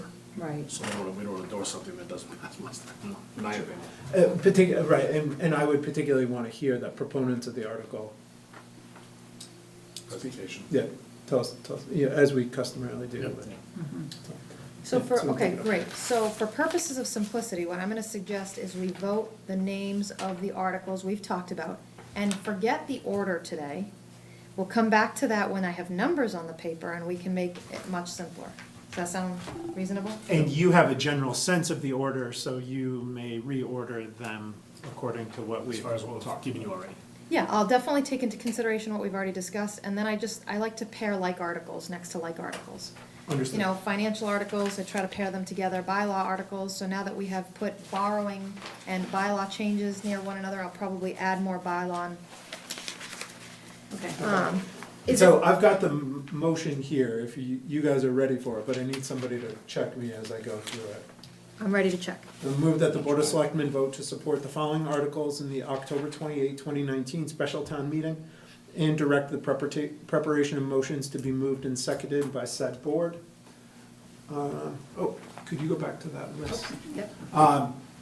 Bills of prior years, fiscal year 2020 budget amendments, the supplemental fiscal year 2020 capital items from available funds, fiscal year 2020 revolving fund amendments, amend the fiscal year 2020 Park Recreation and Community Education Enterprise Fund operating budget, the Littleton Community Television Advisory Committee fiscal year 2020 receipt reserved for appropriation from the Public Education and Government Access Fund, the Conservation Commission fiscal year 2020 Conservation Commission open space budget, the classification and compensation study, personnel bylaw amendments, the appropriation borrowing and home rule petition for the water treatment facility, the amendment to the home rule petition authorized by the May 6, 2019 annual town meeting, and the town bylaw amendment firearms dealer licensing.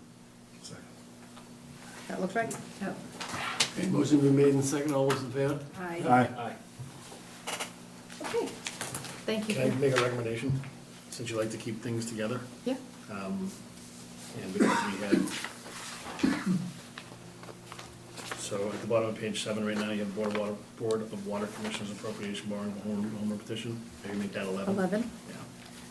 Is there any interest to go through this and decide these right now? Because that makes my job of guessing easier. Well, we followed a structure in the past, right, where, and I don't recall the structure off the top of my head, Right. but if you would, Look into. I would suggest we look back at that structure and we follow that structure, right? So, bills of prior years always come first, but then they're grouped, and there's zoning, and there's borrowing, and and each of those have come in particular places, and I would prefer that rather than shift things around, if we follow the same process we always follow, and the sewer falls where it falls, and the library falls where it falls, and that's it. So that would be potentially different than moving. I'd like to see what that structure looks like. I thought we already wanted to do that, move the sewer up. I think we're pretty well established with 1 through 11 right now, right? I think Two members are saying- saying something I, conflicting. I'd from- like, I don't recall what that structure is, and I'm, I have it right here. It basically says, I'm using the last annual town meeting. It says, you've got a financial grouping. Okay. Then you've got articles requiring supermajority vote. And then you have other articles, including routine authorizations and reauthorizations. These are the categories. Is there something more specific than that? nope, that's all I'm looking for. Um, Well, the categories were financial, Yes? super, Article, yep, supermajority vote, and other articles, so to speak, including routine authorizations and reauthorizations. As an example, the home rule petition for the Littleton Common Smart Sewer was under other articles. right, so by that structure, I actually don't think we should move the sewer up front. We should stick to the same structure that we've had in the past. Well, we can do whatever we want. Well, I understand that, but then we get stuck in a loop of trying to game town meeting. That's why I like the structure that we have. Well, I'd say, I think that's our choice if we want to do it or not.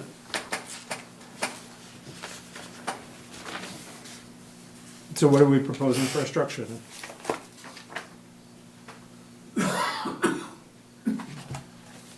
I thought we had I approved thought we that. established 1 through 11 already, and then we let Nina take a crack at going from there. So where does the majority fall on this subject? Shall we set 1 through 11 the way they've been discussed, or should we look to utilize the past structures? I would like to do 1 through 11 as we instructed. Yeah, I'm good with that. We had that conversation. Cindy, you're the, Yeah, that's fine. all right, so I will propose a process at the next meeting, or an order at the next meeting for us to finalize. Okay. I even say that like 16, the firearm one could be 16 and the marijuana one could be 17. But you're gonna put them in order and bring them back to us, right, Nina? I am. Yeah. Yeah, so let's just Just do that. I didn't actually get those comments because I didn't write them down. Okay. I can certainly watch the video. Just in, yeah. Okay, Left on, it, we have updated town policy review, then we have goal topics, and then we have town administrator, building commissioner grade. Do we want to take any of those out of that order? yes, I would suggest we take town administrator, building commissioner grade out of order. That's fine. So, a little bit of history on this subject to frame how we got to where we are. A number of meetings prior to this meeting, again, this, I know the board knows this, but for the purposes of the public, to provide the background, a number of meetings prior, we were discussing the vacancy in the building commissioner / zoning enforcement officer position. And Chuck, Cindy, and myself, in short, were determined to, were asked by the board to develop a job description that we wished to move forward for advertisement. At the last meeting, that job description in its redlined form was decided upon by the board, agreed upon by the board, and that job description was forwarded to the personnel board for a rating review. The personnel board went through the standard procedures that they have gone through historically in conducting their rating, which is also based on a recommendation in the classification and compensation, I'll call it handbook, and correct me if I'm wrong in any of these, either Anita, Bill, or even Steve, or anyone, Gary, thank you, or anyone else that's aware, and some members of the Board of Selectmen, obviously. Joe is on the personnel board. Chuck, you mentioned to me the other day that you were in the past on the, anyway, the list goes on. The structure in which the personnel board has historically and is recommended by the handbook to conduct the grading is that the personnel board assigns two specific people. One is a HR professional, and the other is the department head seat on the board. Those two individuals take a look at the job description in conjunction with the town's rating sheet, and they independently complete that rating sheet. Then they confer, once they've done their independent analysis, to figure out if either party is significantly off or otherwise, and perhaps our personnel board representatives would do a better job explaining this aspect. But nevertheless, it's an independent process, and then they test one another's theories throughout the process in which they discuss their individual evaluations. Then they present their ultimate recommendation to the personnel board. If they recommend the same grade, for instance, then they would be presenting a joint recommendation. If they deviate, they should be presenting, and I'm told in the past they have presented varying positions.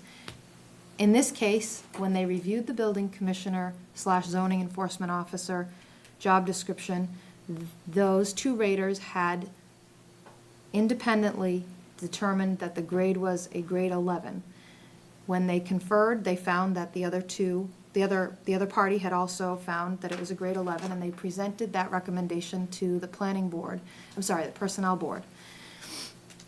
At the personnel board meeting, which was last week, the personnel board members went through, I would say, at least a half an hour's worth of discussion on the recommendation of grade 11 to determine how the raters generally got to that grade. And in the end, the personnel board voted to ratify grade 11. So that's the history and soup to nuts, and I know that Anita is here to speak on the matter. I believe Bill is here to speak on the matter, and obviously there are others that may wish to contribute. So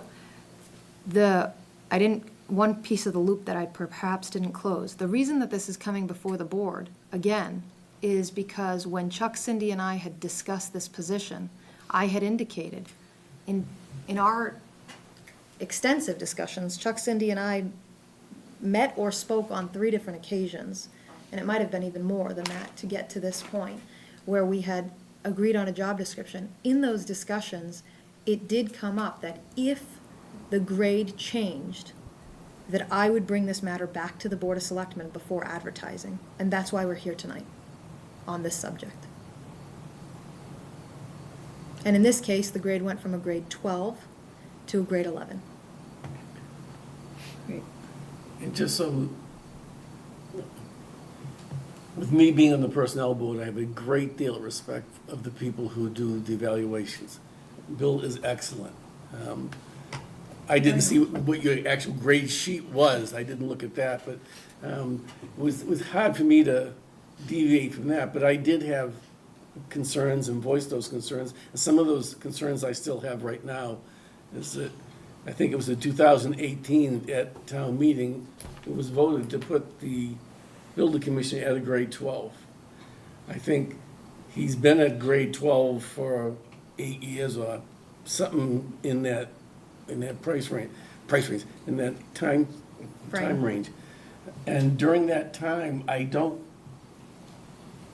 see personally how his job description would be less. And during that time frame, we've had all this construction in town, we've had zoning issues, we've had all kinds of commercial growth. So although I'm not gonna doubt the work that Bill did and Liz did, I still have my reservations about doing that and the possible ramifications could have in the future, as far as I'm concerned, of finding someone that's can take over and take their job, which I consider extremely important for this town, as far as the makeup of our town, and the construction, zoning, and everything else. And so those were my concerns, and it was difficult for me because I'm not a pro like Bill is, but I still want to voice my opinions. In my opinion, I was hoping that it wouldn't go down. So I've already expressed my disdain, particularly for one-off positions for our grade and step system. At no point here have we talked about a market analysis of what the salary should be. I don't care if it's a grade 11 or a grade 12. What is the market paying for a building commissioner? And everything that we're being told is that, get to you in 1 second here, is that building commissioners are incredibly hard to find right now. So I'm really concerned about moving it from a grade 12 to a grade 11 unless we were grotesquely overpaying Roland, which I doubt. It's not our way. I'm really concerned that we could be on the other end of the market. But Anita threw her hand up real fast, so, I do. Mr. Chair, if It would be easier for me to sit at the table with all my papers, if you Sure. don't mind. Independent of our raters doing their job at looking at all 14 points, Ann Esman, HR, she went on to the MAA site, and she did a quick review of building inspectors in 6 of the towns, 5 of which we use for the classification compensation study. And the 5 of those towns being Air, Groton, Hudson, Maynard, there was North Reading, and Southborough. They all come in at a grade 11. In Acton? Acton came in at a grade 12. But we don't use Acton because. they're grade 11s or grade 12s or the, No. the pay band The that, pay range is our range 11. Our range 11 goes from 72,400 to 90,004. And their ranges start at 71 and go to 92. Maynard stays 70 all the way across. And the other one is 70 up to 89. So that was a quick analysis that was done just to see, she didn't know how the grades were gonna come out.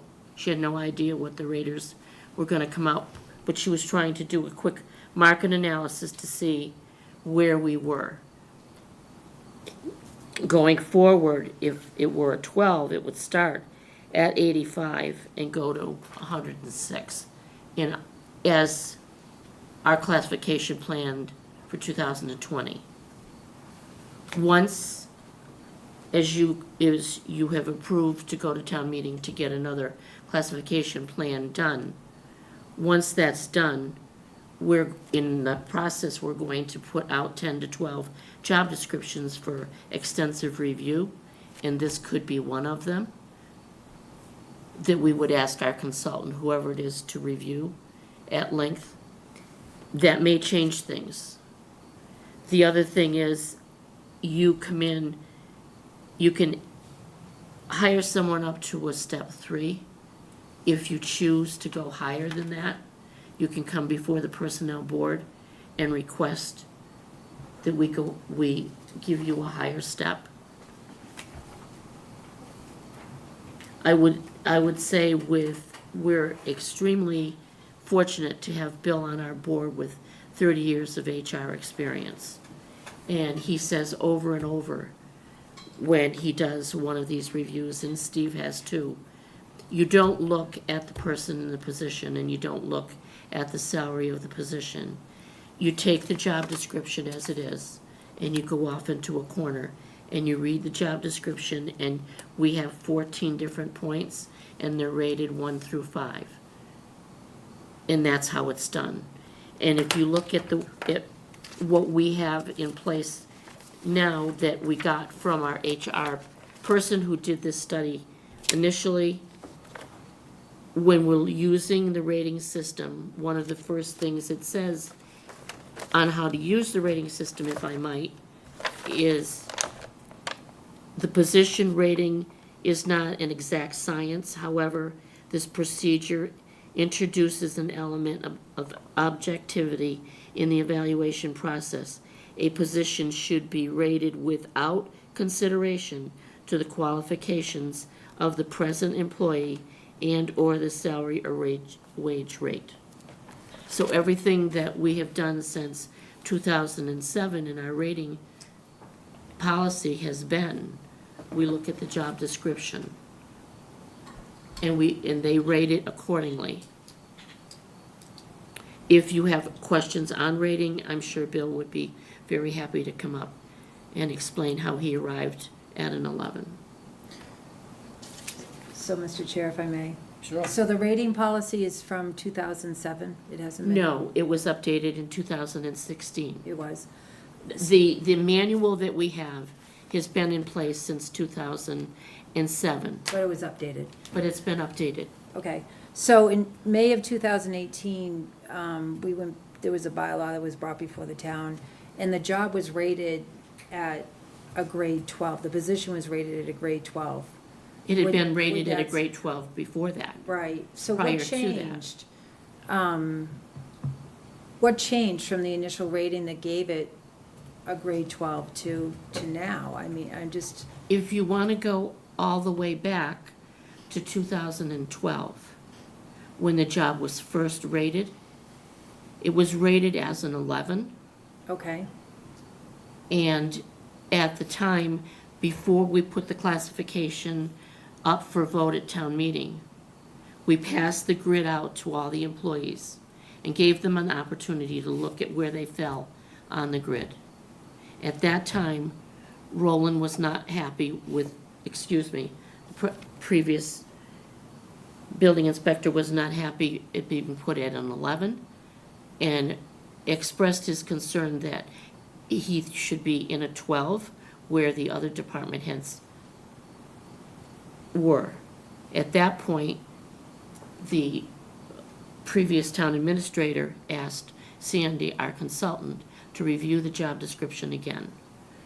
It came in at an 11 again, but it was a high 11, and she said that it could be a 12, but it is rated point-wise as an 11, but it's very close.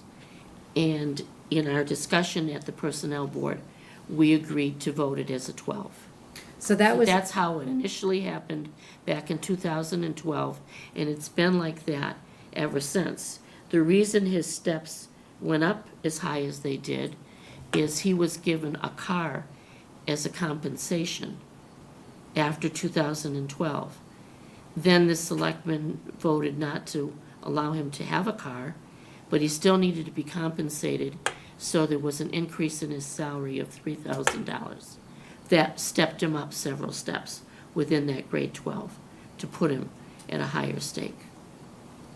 So in 2012, 2012, yeah. the employees were given the rating sheet and given the opportunity? No, they were not given a rating sheet. They were given this classification They were given the, grid, the classification grid, thank you. where everybody fell into. So they got to then come back and say, I They don't could agree come with back that? and say, That's there was interesting. another employee who did the same thing Okay. and was denied. So, okay, so I understand that process of it. So from 2012, right, this is now 2019, to build on Joe's point, I think the job has changed a lot and added a lot more responsibility. Well, In I would general, think- so I'm really kind of surprised that it was rated higher back in 2012. Now it's 2019 with all this added responsibility. The town's much different than it was then. That it's now been downgraded based on. I can't rating sheets. answer to how it was rated. I read the job description today, and I read responsibilities and other factors. Mhm. And I can't see in those different factors where the job description has changed from 2012 to show that increase in, as you're saying, responsibility because of more work and the point or whatever.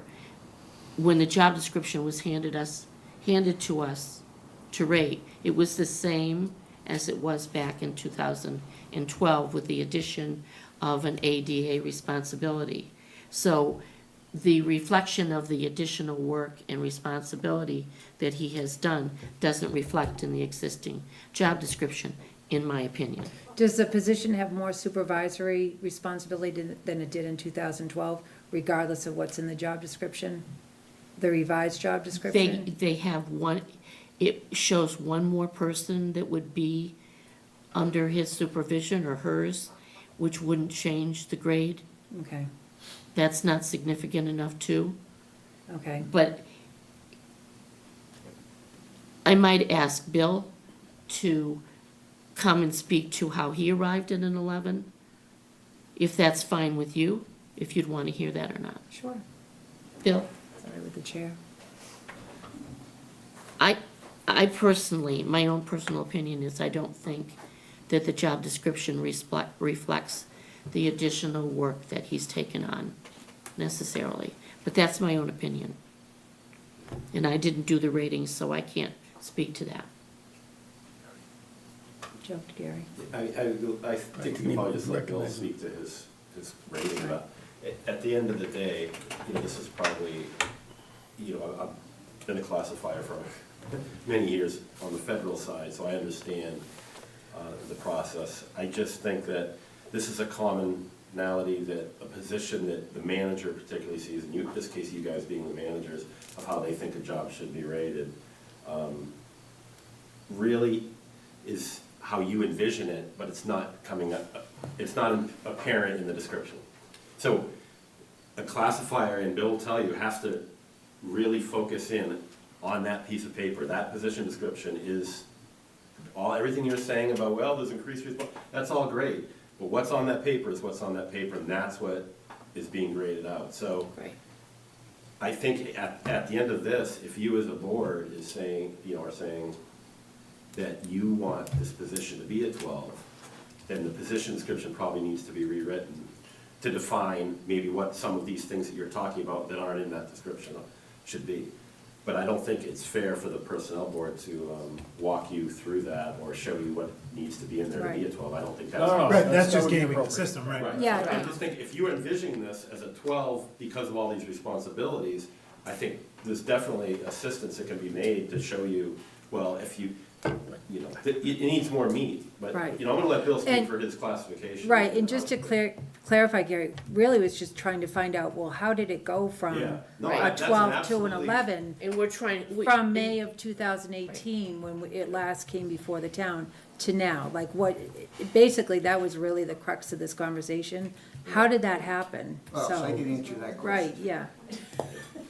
From an evaluation point of view, it has never been different than an 11. Way back when it was evaluated, it was evaluated on the current system as a grade 11. There has nothing been since that date on an evaluation to change it to a 12. So when it's in here in a 12, I looked at it and say, where's the documentation to support the 12? There was none, from an evaluation point of view. That's all I looked at. So you looked at that after the fact, I would assume? Yeah. Just like we should look at, what do we need to do in order to make it a 12? Mm-hmm. If I may, so if we didn't get together and try to kind of re-engineer this position, because that's why we got together. This is an opportunity, with Roland leaving, with Nina being a new town administrator for us, this might be a role that we can morph into something different, because we've talked about going in a whole bunch of different directions in community development and just trying to morph into something different than just inspectional services. So, but if we didn't ask for that to be done, if we didn't ask for any classification to be done, what is our policy on, if Nina just said, I'm gonna post for the building commissioner, what we've done in the past is when we've had somebody that was a like for like or I don't know if I'm getting to a slippery slope here or not, but anytime any department head has wanted to replace an employee, as long as they weren't, it was a full-time equivalent, I guess is what we're looking at, they're just looking to bring in a full-time equivalent, would Nina have been able to do that? And if so, that person would have been rated a 12 because the position was rated a 12, am I right?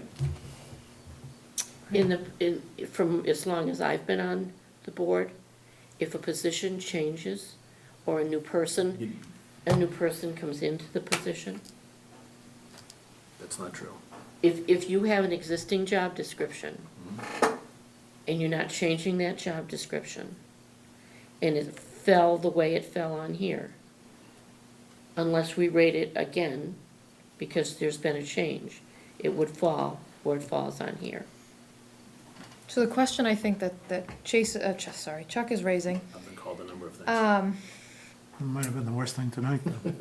the question that the selectman is raising is whether or not, if a position becomes if, let's use my position as an example. If my position is vacated, and hopefully that doesn't happen anytime in the near future, hint, hint.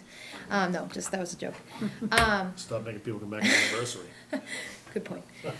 If my position is vacated and the town decides to post my position in the exact same language as the current job description, historically, has it gone back for re-rating? We did Steve not is do- shaking his head no. We did not re-rate it. Oh, We just hired you. right, We didn't do okay. that. Case in point there, I guess. It was fairly self-evident, but Well, yeah, I mean,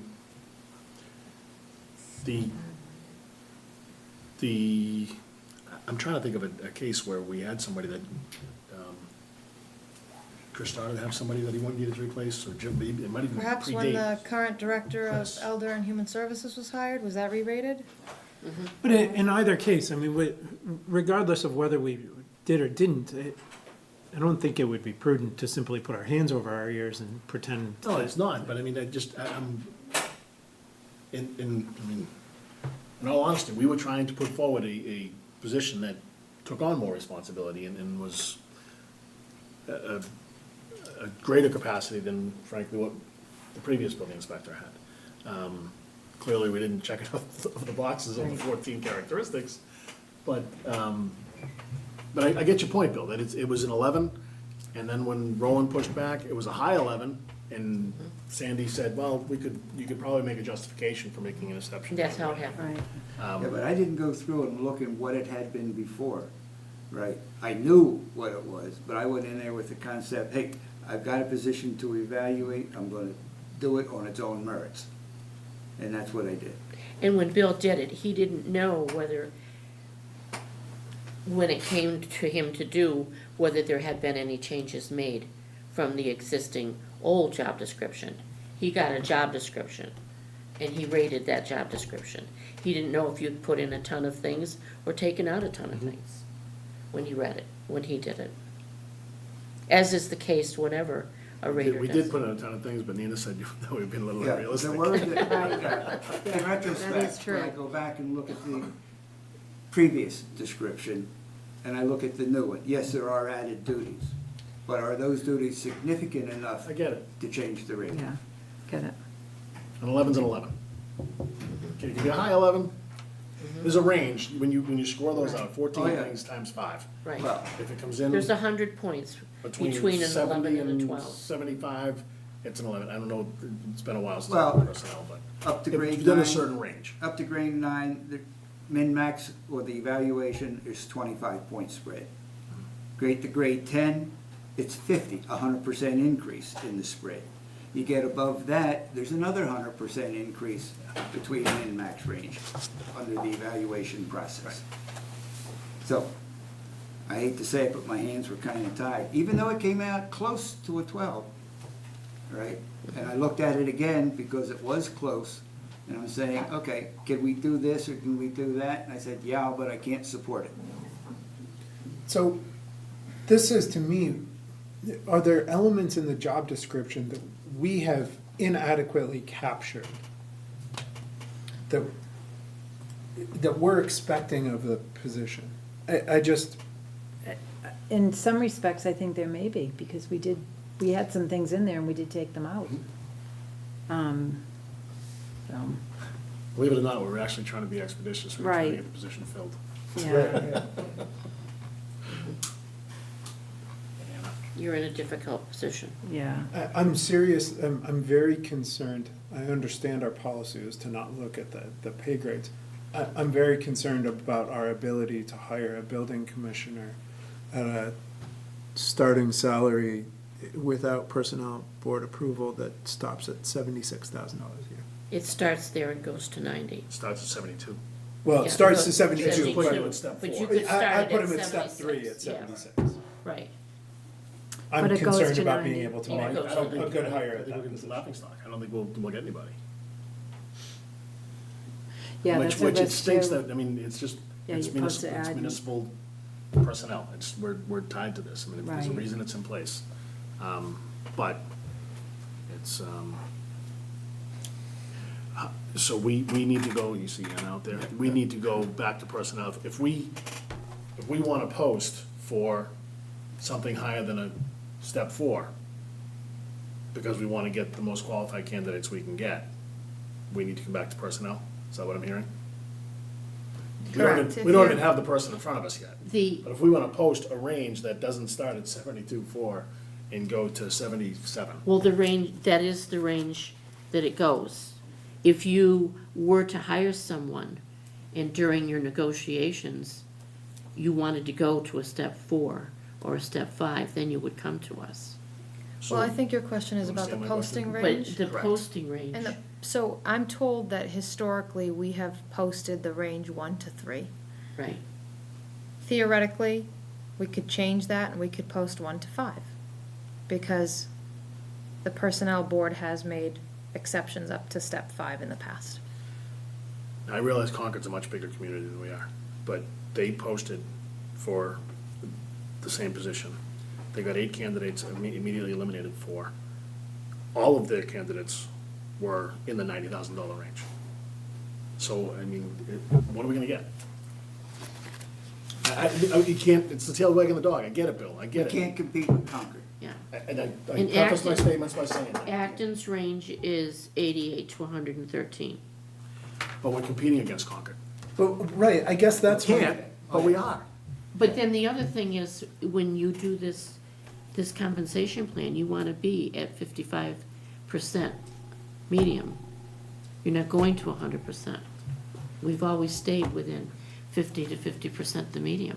Not to contradict what, Anita, you said, and if I'm mistaken, that would be much easier, but Steve, did you say you did the mathematics on this, and you found that 55% was more in line with grade 12? I When I did looked at the no. numbers, that was my opinion, yes. Is that what Steve said? Yeah, that's what he said Yes. to me this afternoon, and, Yes. I didn't do the math myself, so. Mr. Chair. Well, I think if we look at salaries, the one thing we have to look at, most building commissioners have been a building commissioner for the community in which they're in for an extended period of time. That's a good point. Right, so most of them are at their max right now, because they've been there. They don't move. Right, so, yes, our hands are tied, I think, in some respects. But you have another option, I don't know if you wanna go this way, you can only post a minimum, right, with no maximum stated. It's an interesting suggestion. Starting salary, starting range, starting salary range, X number of dollars. And might give you a little bit more flexibility. Anna, did you have some? I did. I don't know if this is something for the board to consider. Last week, I attended a mass housing meeting over in Air and got to meet quite a few folks from the area. And something that was really striking was when these folks introduced themselves and they had titles related to community and economic development. And they wanted to know, well, who's your person? And I said, well, we don't have somebody like that in Littleton. They were quite shocked. I mean, people from Air and Harvard and Groton who have individuals in these particular roles. So to the degree that maybe this role has to be augmented, could that be another potential area for this, future individual to work on? Because we don't have anything like that. And to be able to do that, given how much planning we have to do for the town. You're right in line with what we were looking to do. That's exactly what we were proposing, and, that's much of what we were. I was unfortunately the wet blanket on that situation, I think, and you guys jump in No, and correct me if I'm wrong, but my concern was that if we incorporated that aspect into the job description, we may be putting on more than the position could handle, and we very well could be in a situation where we're looking to hire a local building commissioner, a local building inspector that was more than the relationship that we currently have with the town of Harvard. Let's say either a part-time or a full-time local inspector. I think that when you look at the nature of what that position provides and what this position's responsibilities are, I don't think we're talking about one full-time equivalent. We're talking about more than one full-time equivalent. And that, therein lied the problem that we kept facing when we discussed the same. Comprehension, yeah.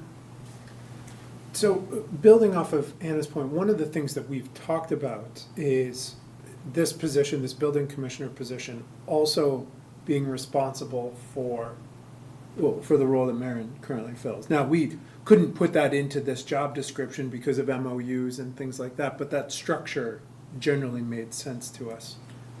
For this person to supervise. For this person, is much as we did with the conservation coordinator, right? The idea was, let's put all of this under one house. Yep. Bill, off the cuff, Yeah. if there was another person involved, another person that this building commissioner position was supervising, would that have changed the grading, do you think? Not under our current system. Not under our current system, okay. Because it comes under the scope, right? And the scope, typically, when you read between the lines, is number of bodies. I mean, is it a functional department head? Is it a division head? You know, all these factors are interrelated, you know, so you say, oh yeah, maybe here, but no, it can't do it here because there's no relationship between the two. So adding a number of bodies, no. If you said a body, 10 bodies, then it probably would be. Okay. But what about the responsibilities that would come with that? In that, you know, now the building commissioner would be responsible for potentially helping this person navigate those very surly folks on the planning board, for example. It's an entirely different, sorry, Rob Houston, 55 Jennifer Street. It's an entirely different function, right? It is. It's not the building department, it's the planning department too. So it's not just adding another body, it's adding another functional role. I guess that's the. Supervision, which I just wanted to draw the distinction for Bill. I mean, it's not just the body, it's the role that the bodies are performing. Right, we're not talking about adding another person with the same skill set Right, it's to the not just, department. it's not a building inspector, it's a planning department. So I could be overstating it, so I'm gonna get some water. So let me go back to Steve's statement about the 55% tipping into the grade 12 range. So if we were to post, and we posted in the 55 percentile? I'm not entirely sure how those mathematics work. That I would defer to Steve. That's what I agreed is based on, 55%. Yeah. On the market pricing. From the study we did last year and the year before. Yeah, when we made some adjustments to our We went out and salary surveyed adjustments. the towns. Right. We did 55% to the median, on the low side and the high side. And that's how we came up with our ranges. So that's a compensation ranges, which is totally separate from how it got there in the evaluation process. Understood.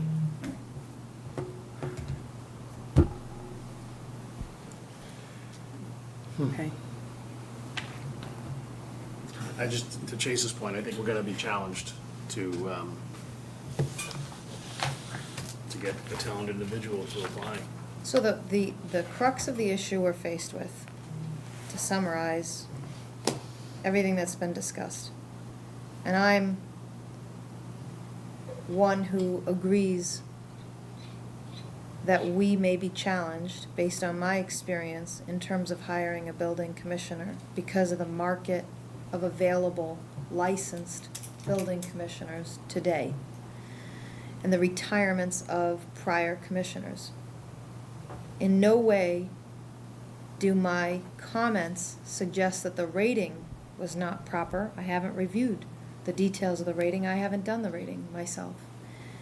But the where we stand today is the job has been rated. It's been rated at a grade 11. We have concerns, and I think valid concerns, that grade 11 may be insufficient in the recruitment process to capture qualified and candidates with experience.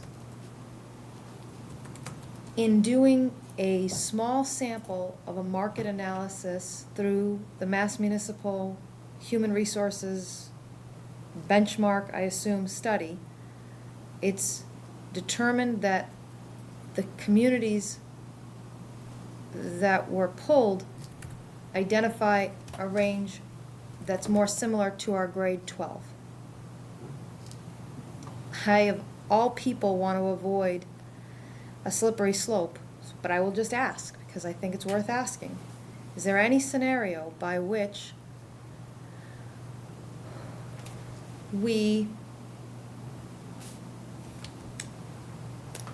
can we figure out any type of scenario, and this is for anyone who's been involved in the Personnel Board or the Board of Selectmen's input, is there a way to advertise this, that we acknowledge the rating is grade 11, but we're advertising a different range? Is there any way to do that? That's the open question. Because I feel that we're stuck, and I feel we need to come up with a solution. So something like Subject to future, yeah. salary negotiable based upon experience, something along those lines, I don't but I know. don't know if we can do that, something Right, along. well, the major issue, sorry, No, the major issue here is, tied to the grid.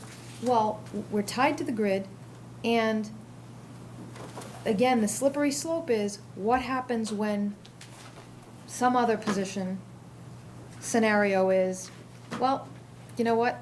Town administrator says, I'm leaving because your salary isn't, unless you pay me more. And we don't want our employees to use this scenario as an example to make that same, I'm just putting it out there, and I'm just saying the concerns that I have about what I'm even asking, but I feel like we're all stuck between a rock and a Well, hard we've place. got a precedence, we've got a We have to be. retired building inspector that was at grade 12, and we were paying X. So we've got the precedent for, I mean, if we were negotiating with you to become the town administrator in Littleton, and you knew what our previous town administrator was making, I'd be silly not to raise that. exactly. Hey, I know you guys were paying this much. Yeah, he had 30 years of experience, but Yeah, why'd you downgrade the position? That's what would be my question if I was. that's being looking at it realistically. Was the position downgraded? Yeah. I also think it's easier to have this discussion right now about finding a way to push it up to a grade 12 when there isn't an individual in. Attached to it. Right, we're doing this very agnostically, right? We're looking at the job description, but we're also concerned about the market. What we're not talking about is, hey, you know what, we really like this guy, so we want to give him some more money. We're still being objective about.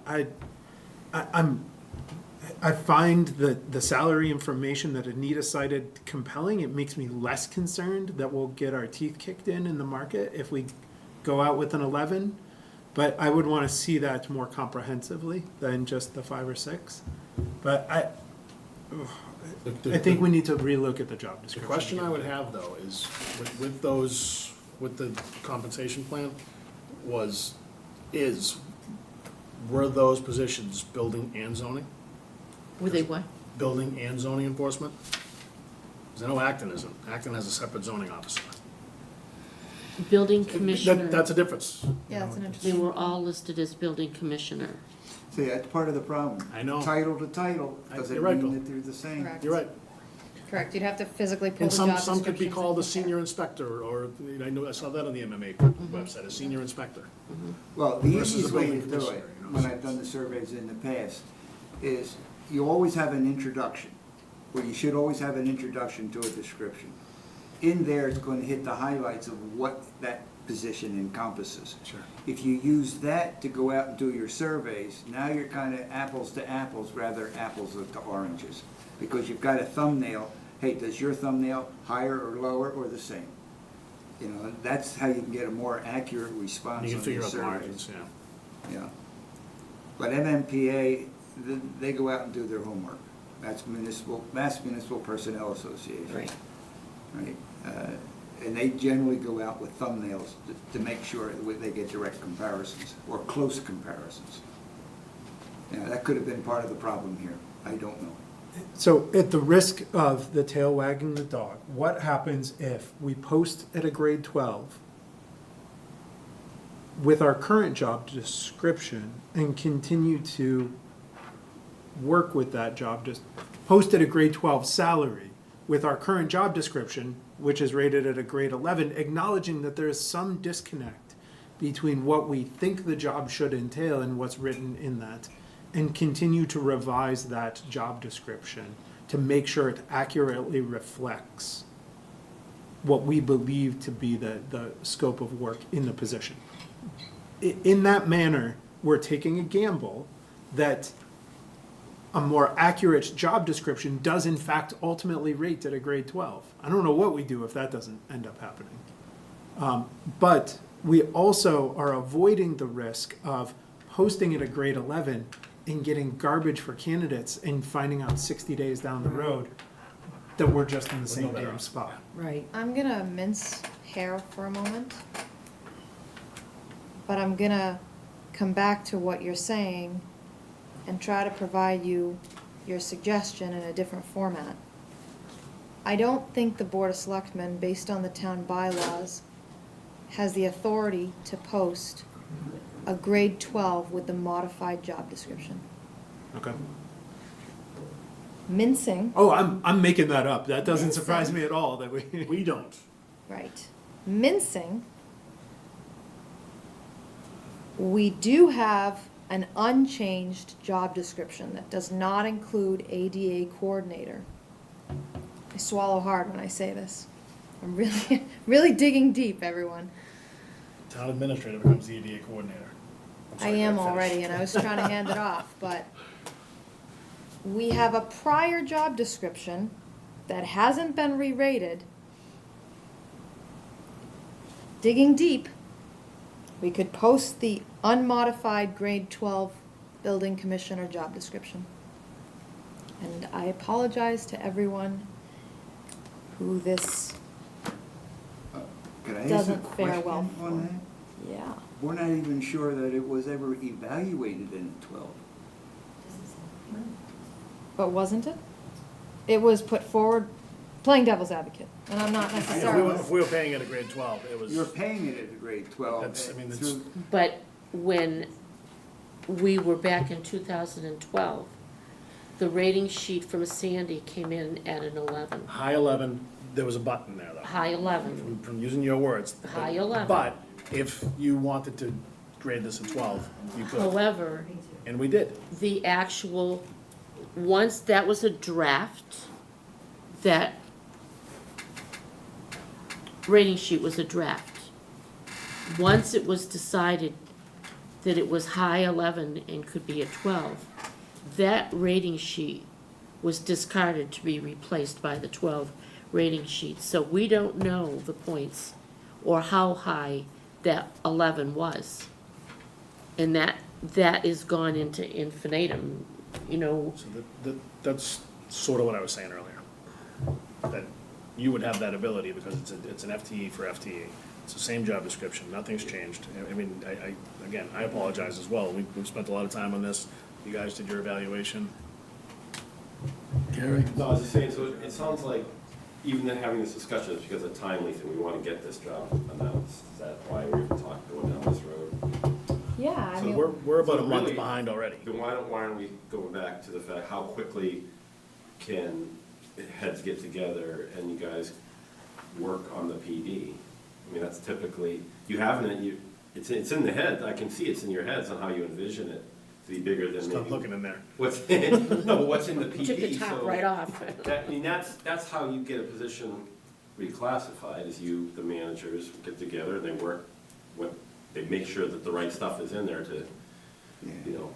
It's not the way you're supposed to do it. Well, and I don't Well, personally believe nor is that. Well, if they don't think that the PD is an accurate description of what they envision this position, then that's absolutely the way they should be doing it. I mean, you Yeah, go if back we to create, the- if we create the job description, it's You're different. created, I'll rate it. I have no problems with that. I'm concerned we're gonna find ourselves in the same situation we are today. If we sit down and we discuss, we had discussions ad nauseam, basically. I mean, We, we explored every direction and every route that was raised. I'm concerned we're going to go back to the drawing board and find the same result. And I don't know as though adding responsibility, I mean, if it's one thing if we don't believe that the job description accurately depicts the existing responsibility, and we need to add things in there to accurately depict it, to give it to the personnel board to consider. It's a completely different thing if we're trying to take the job description and add more responsibility than currently exists today, because that's when we're gonna run into this is a greater than a 1 FTE issue, which is where we kept. That's where we were. Yeah, That's 'cause where we We were. had everything under that hat. So if there is a belief that the current job description, the current responsibility level, ADA or no ADA, isn't accurately depicted, that perhaps is an avenue worth pursuing. I don't know how fruitful it would be to try to add pieces. I really think that at some point in the future, we need to consider discussing a community development director that is separate and does that function, community development and economic development, and does that function. We can't just keep hyphenating job titles. That's right, On the slashes. yeah. You can. I'm comfortable with you posting at the job description that you have, at the grade that you have.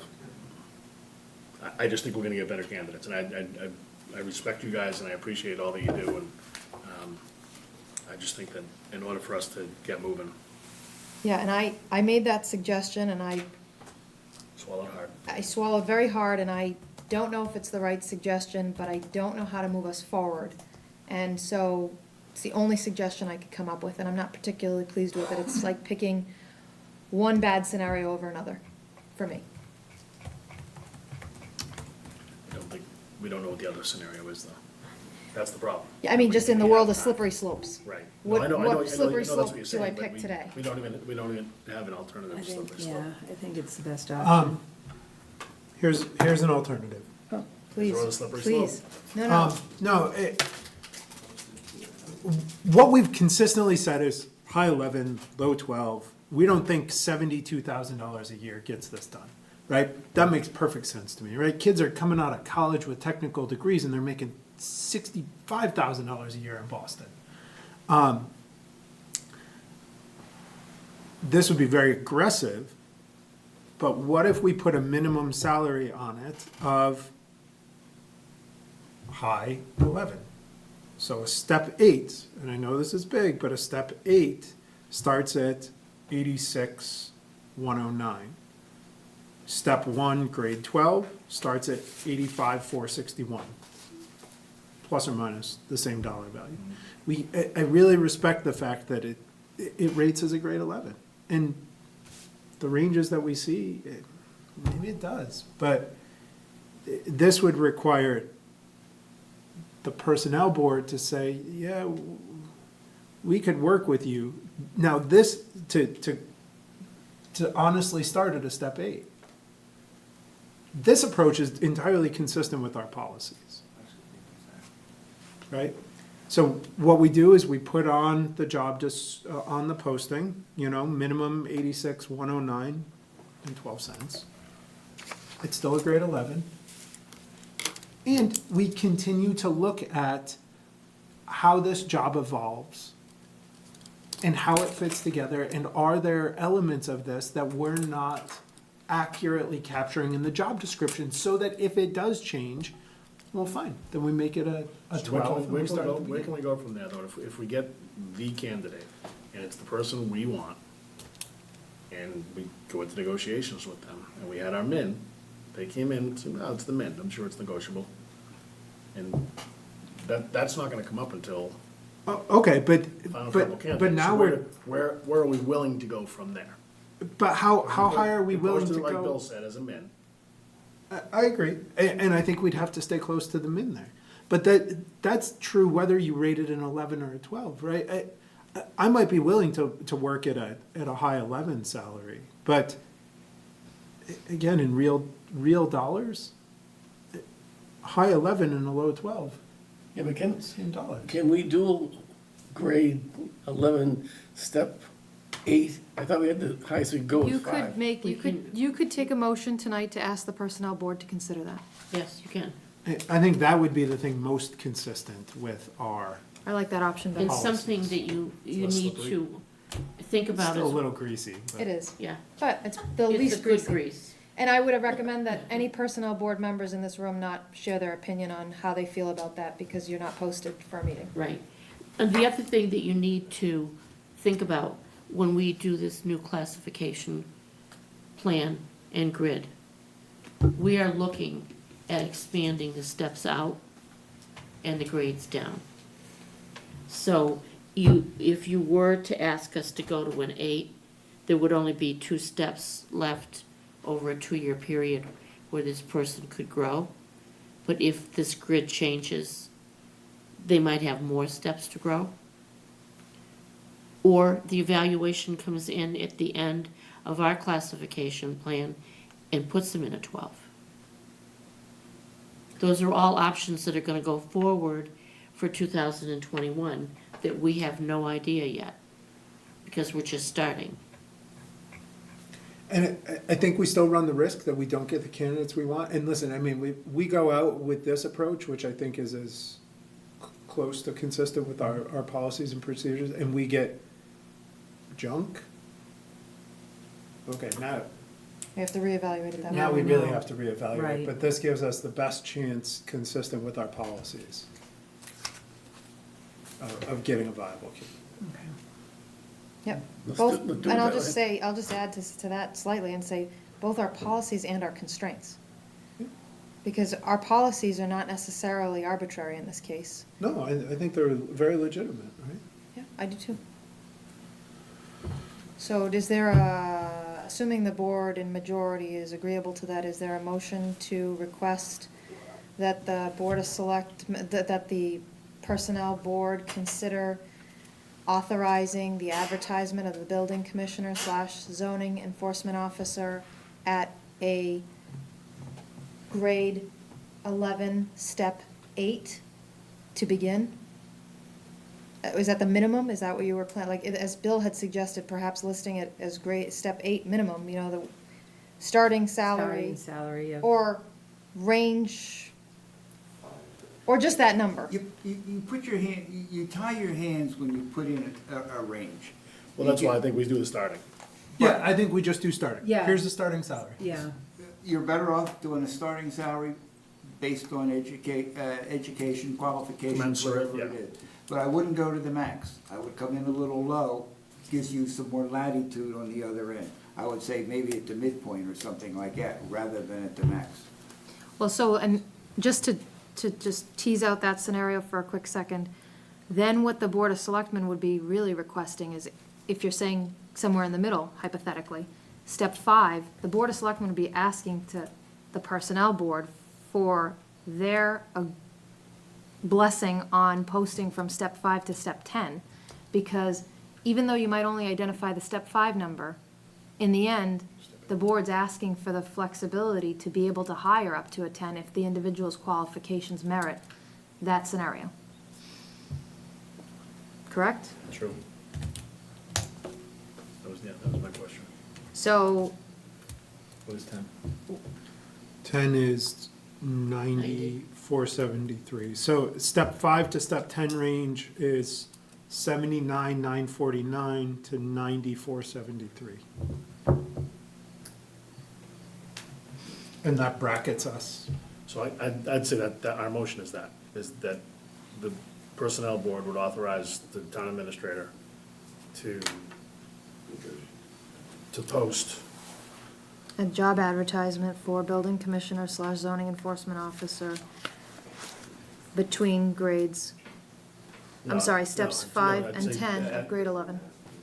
You want to put that in there, or you want to just put in the 86.4?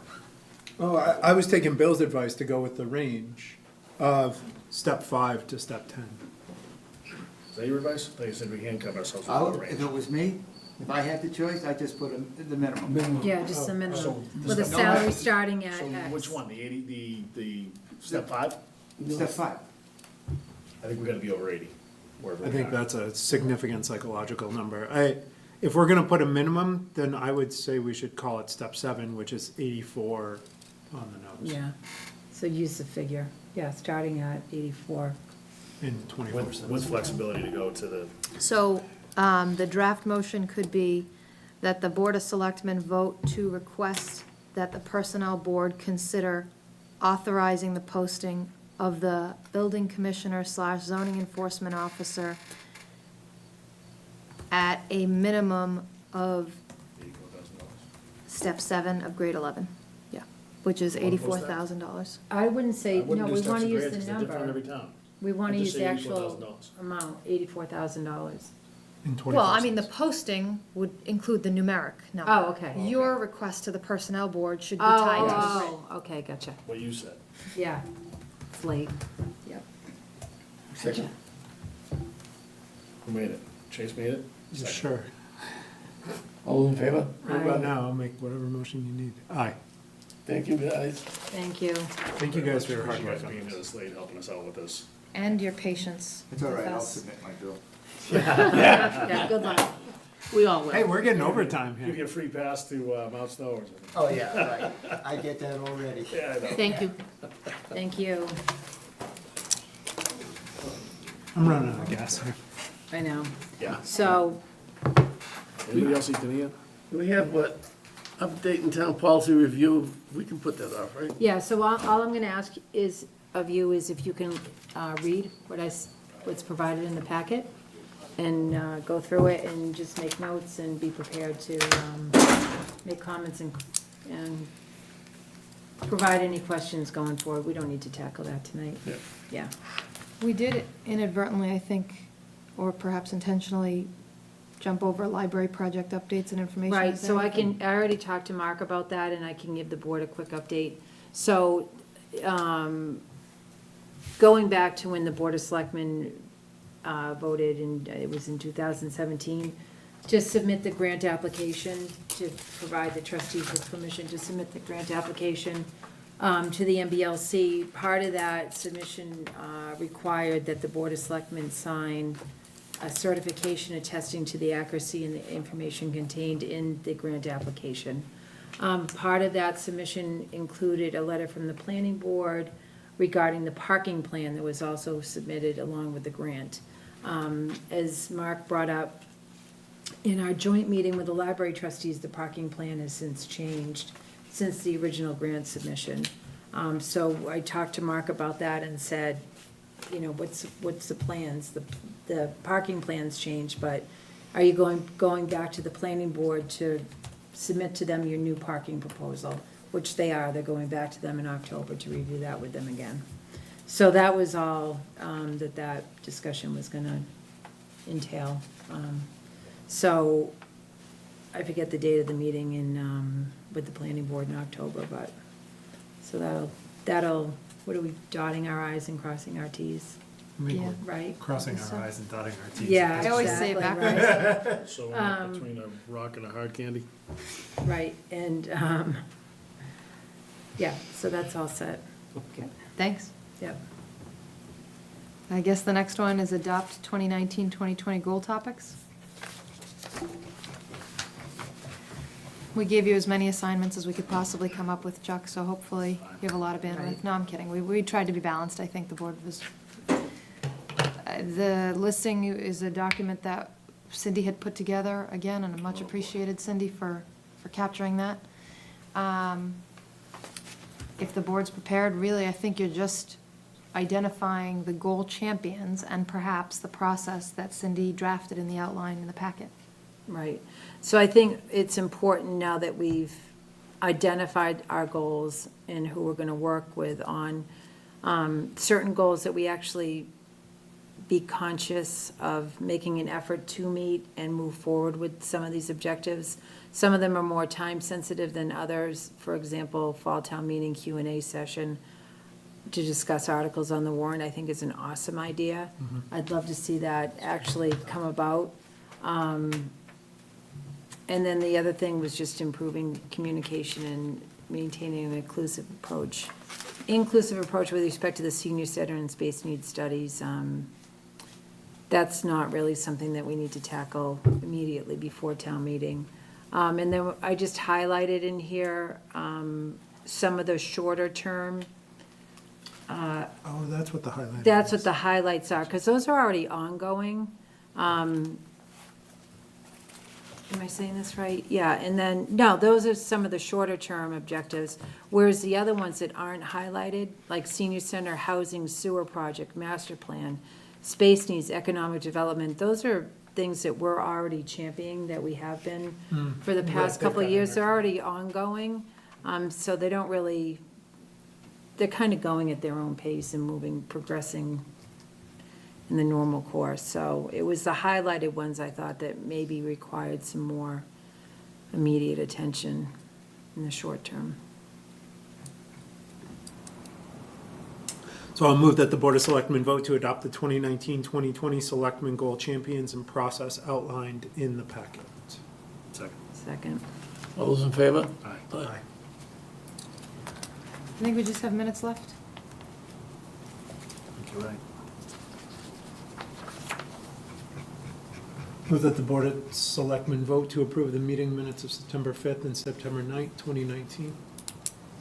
Second. All those in favor? Aye. Aye. Move to adjourn. Second. All those in favor? Aye. Thank you, good night. Everybody.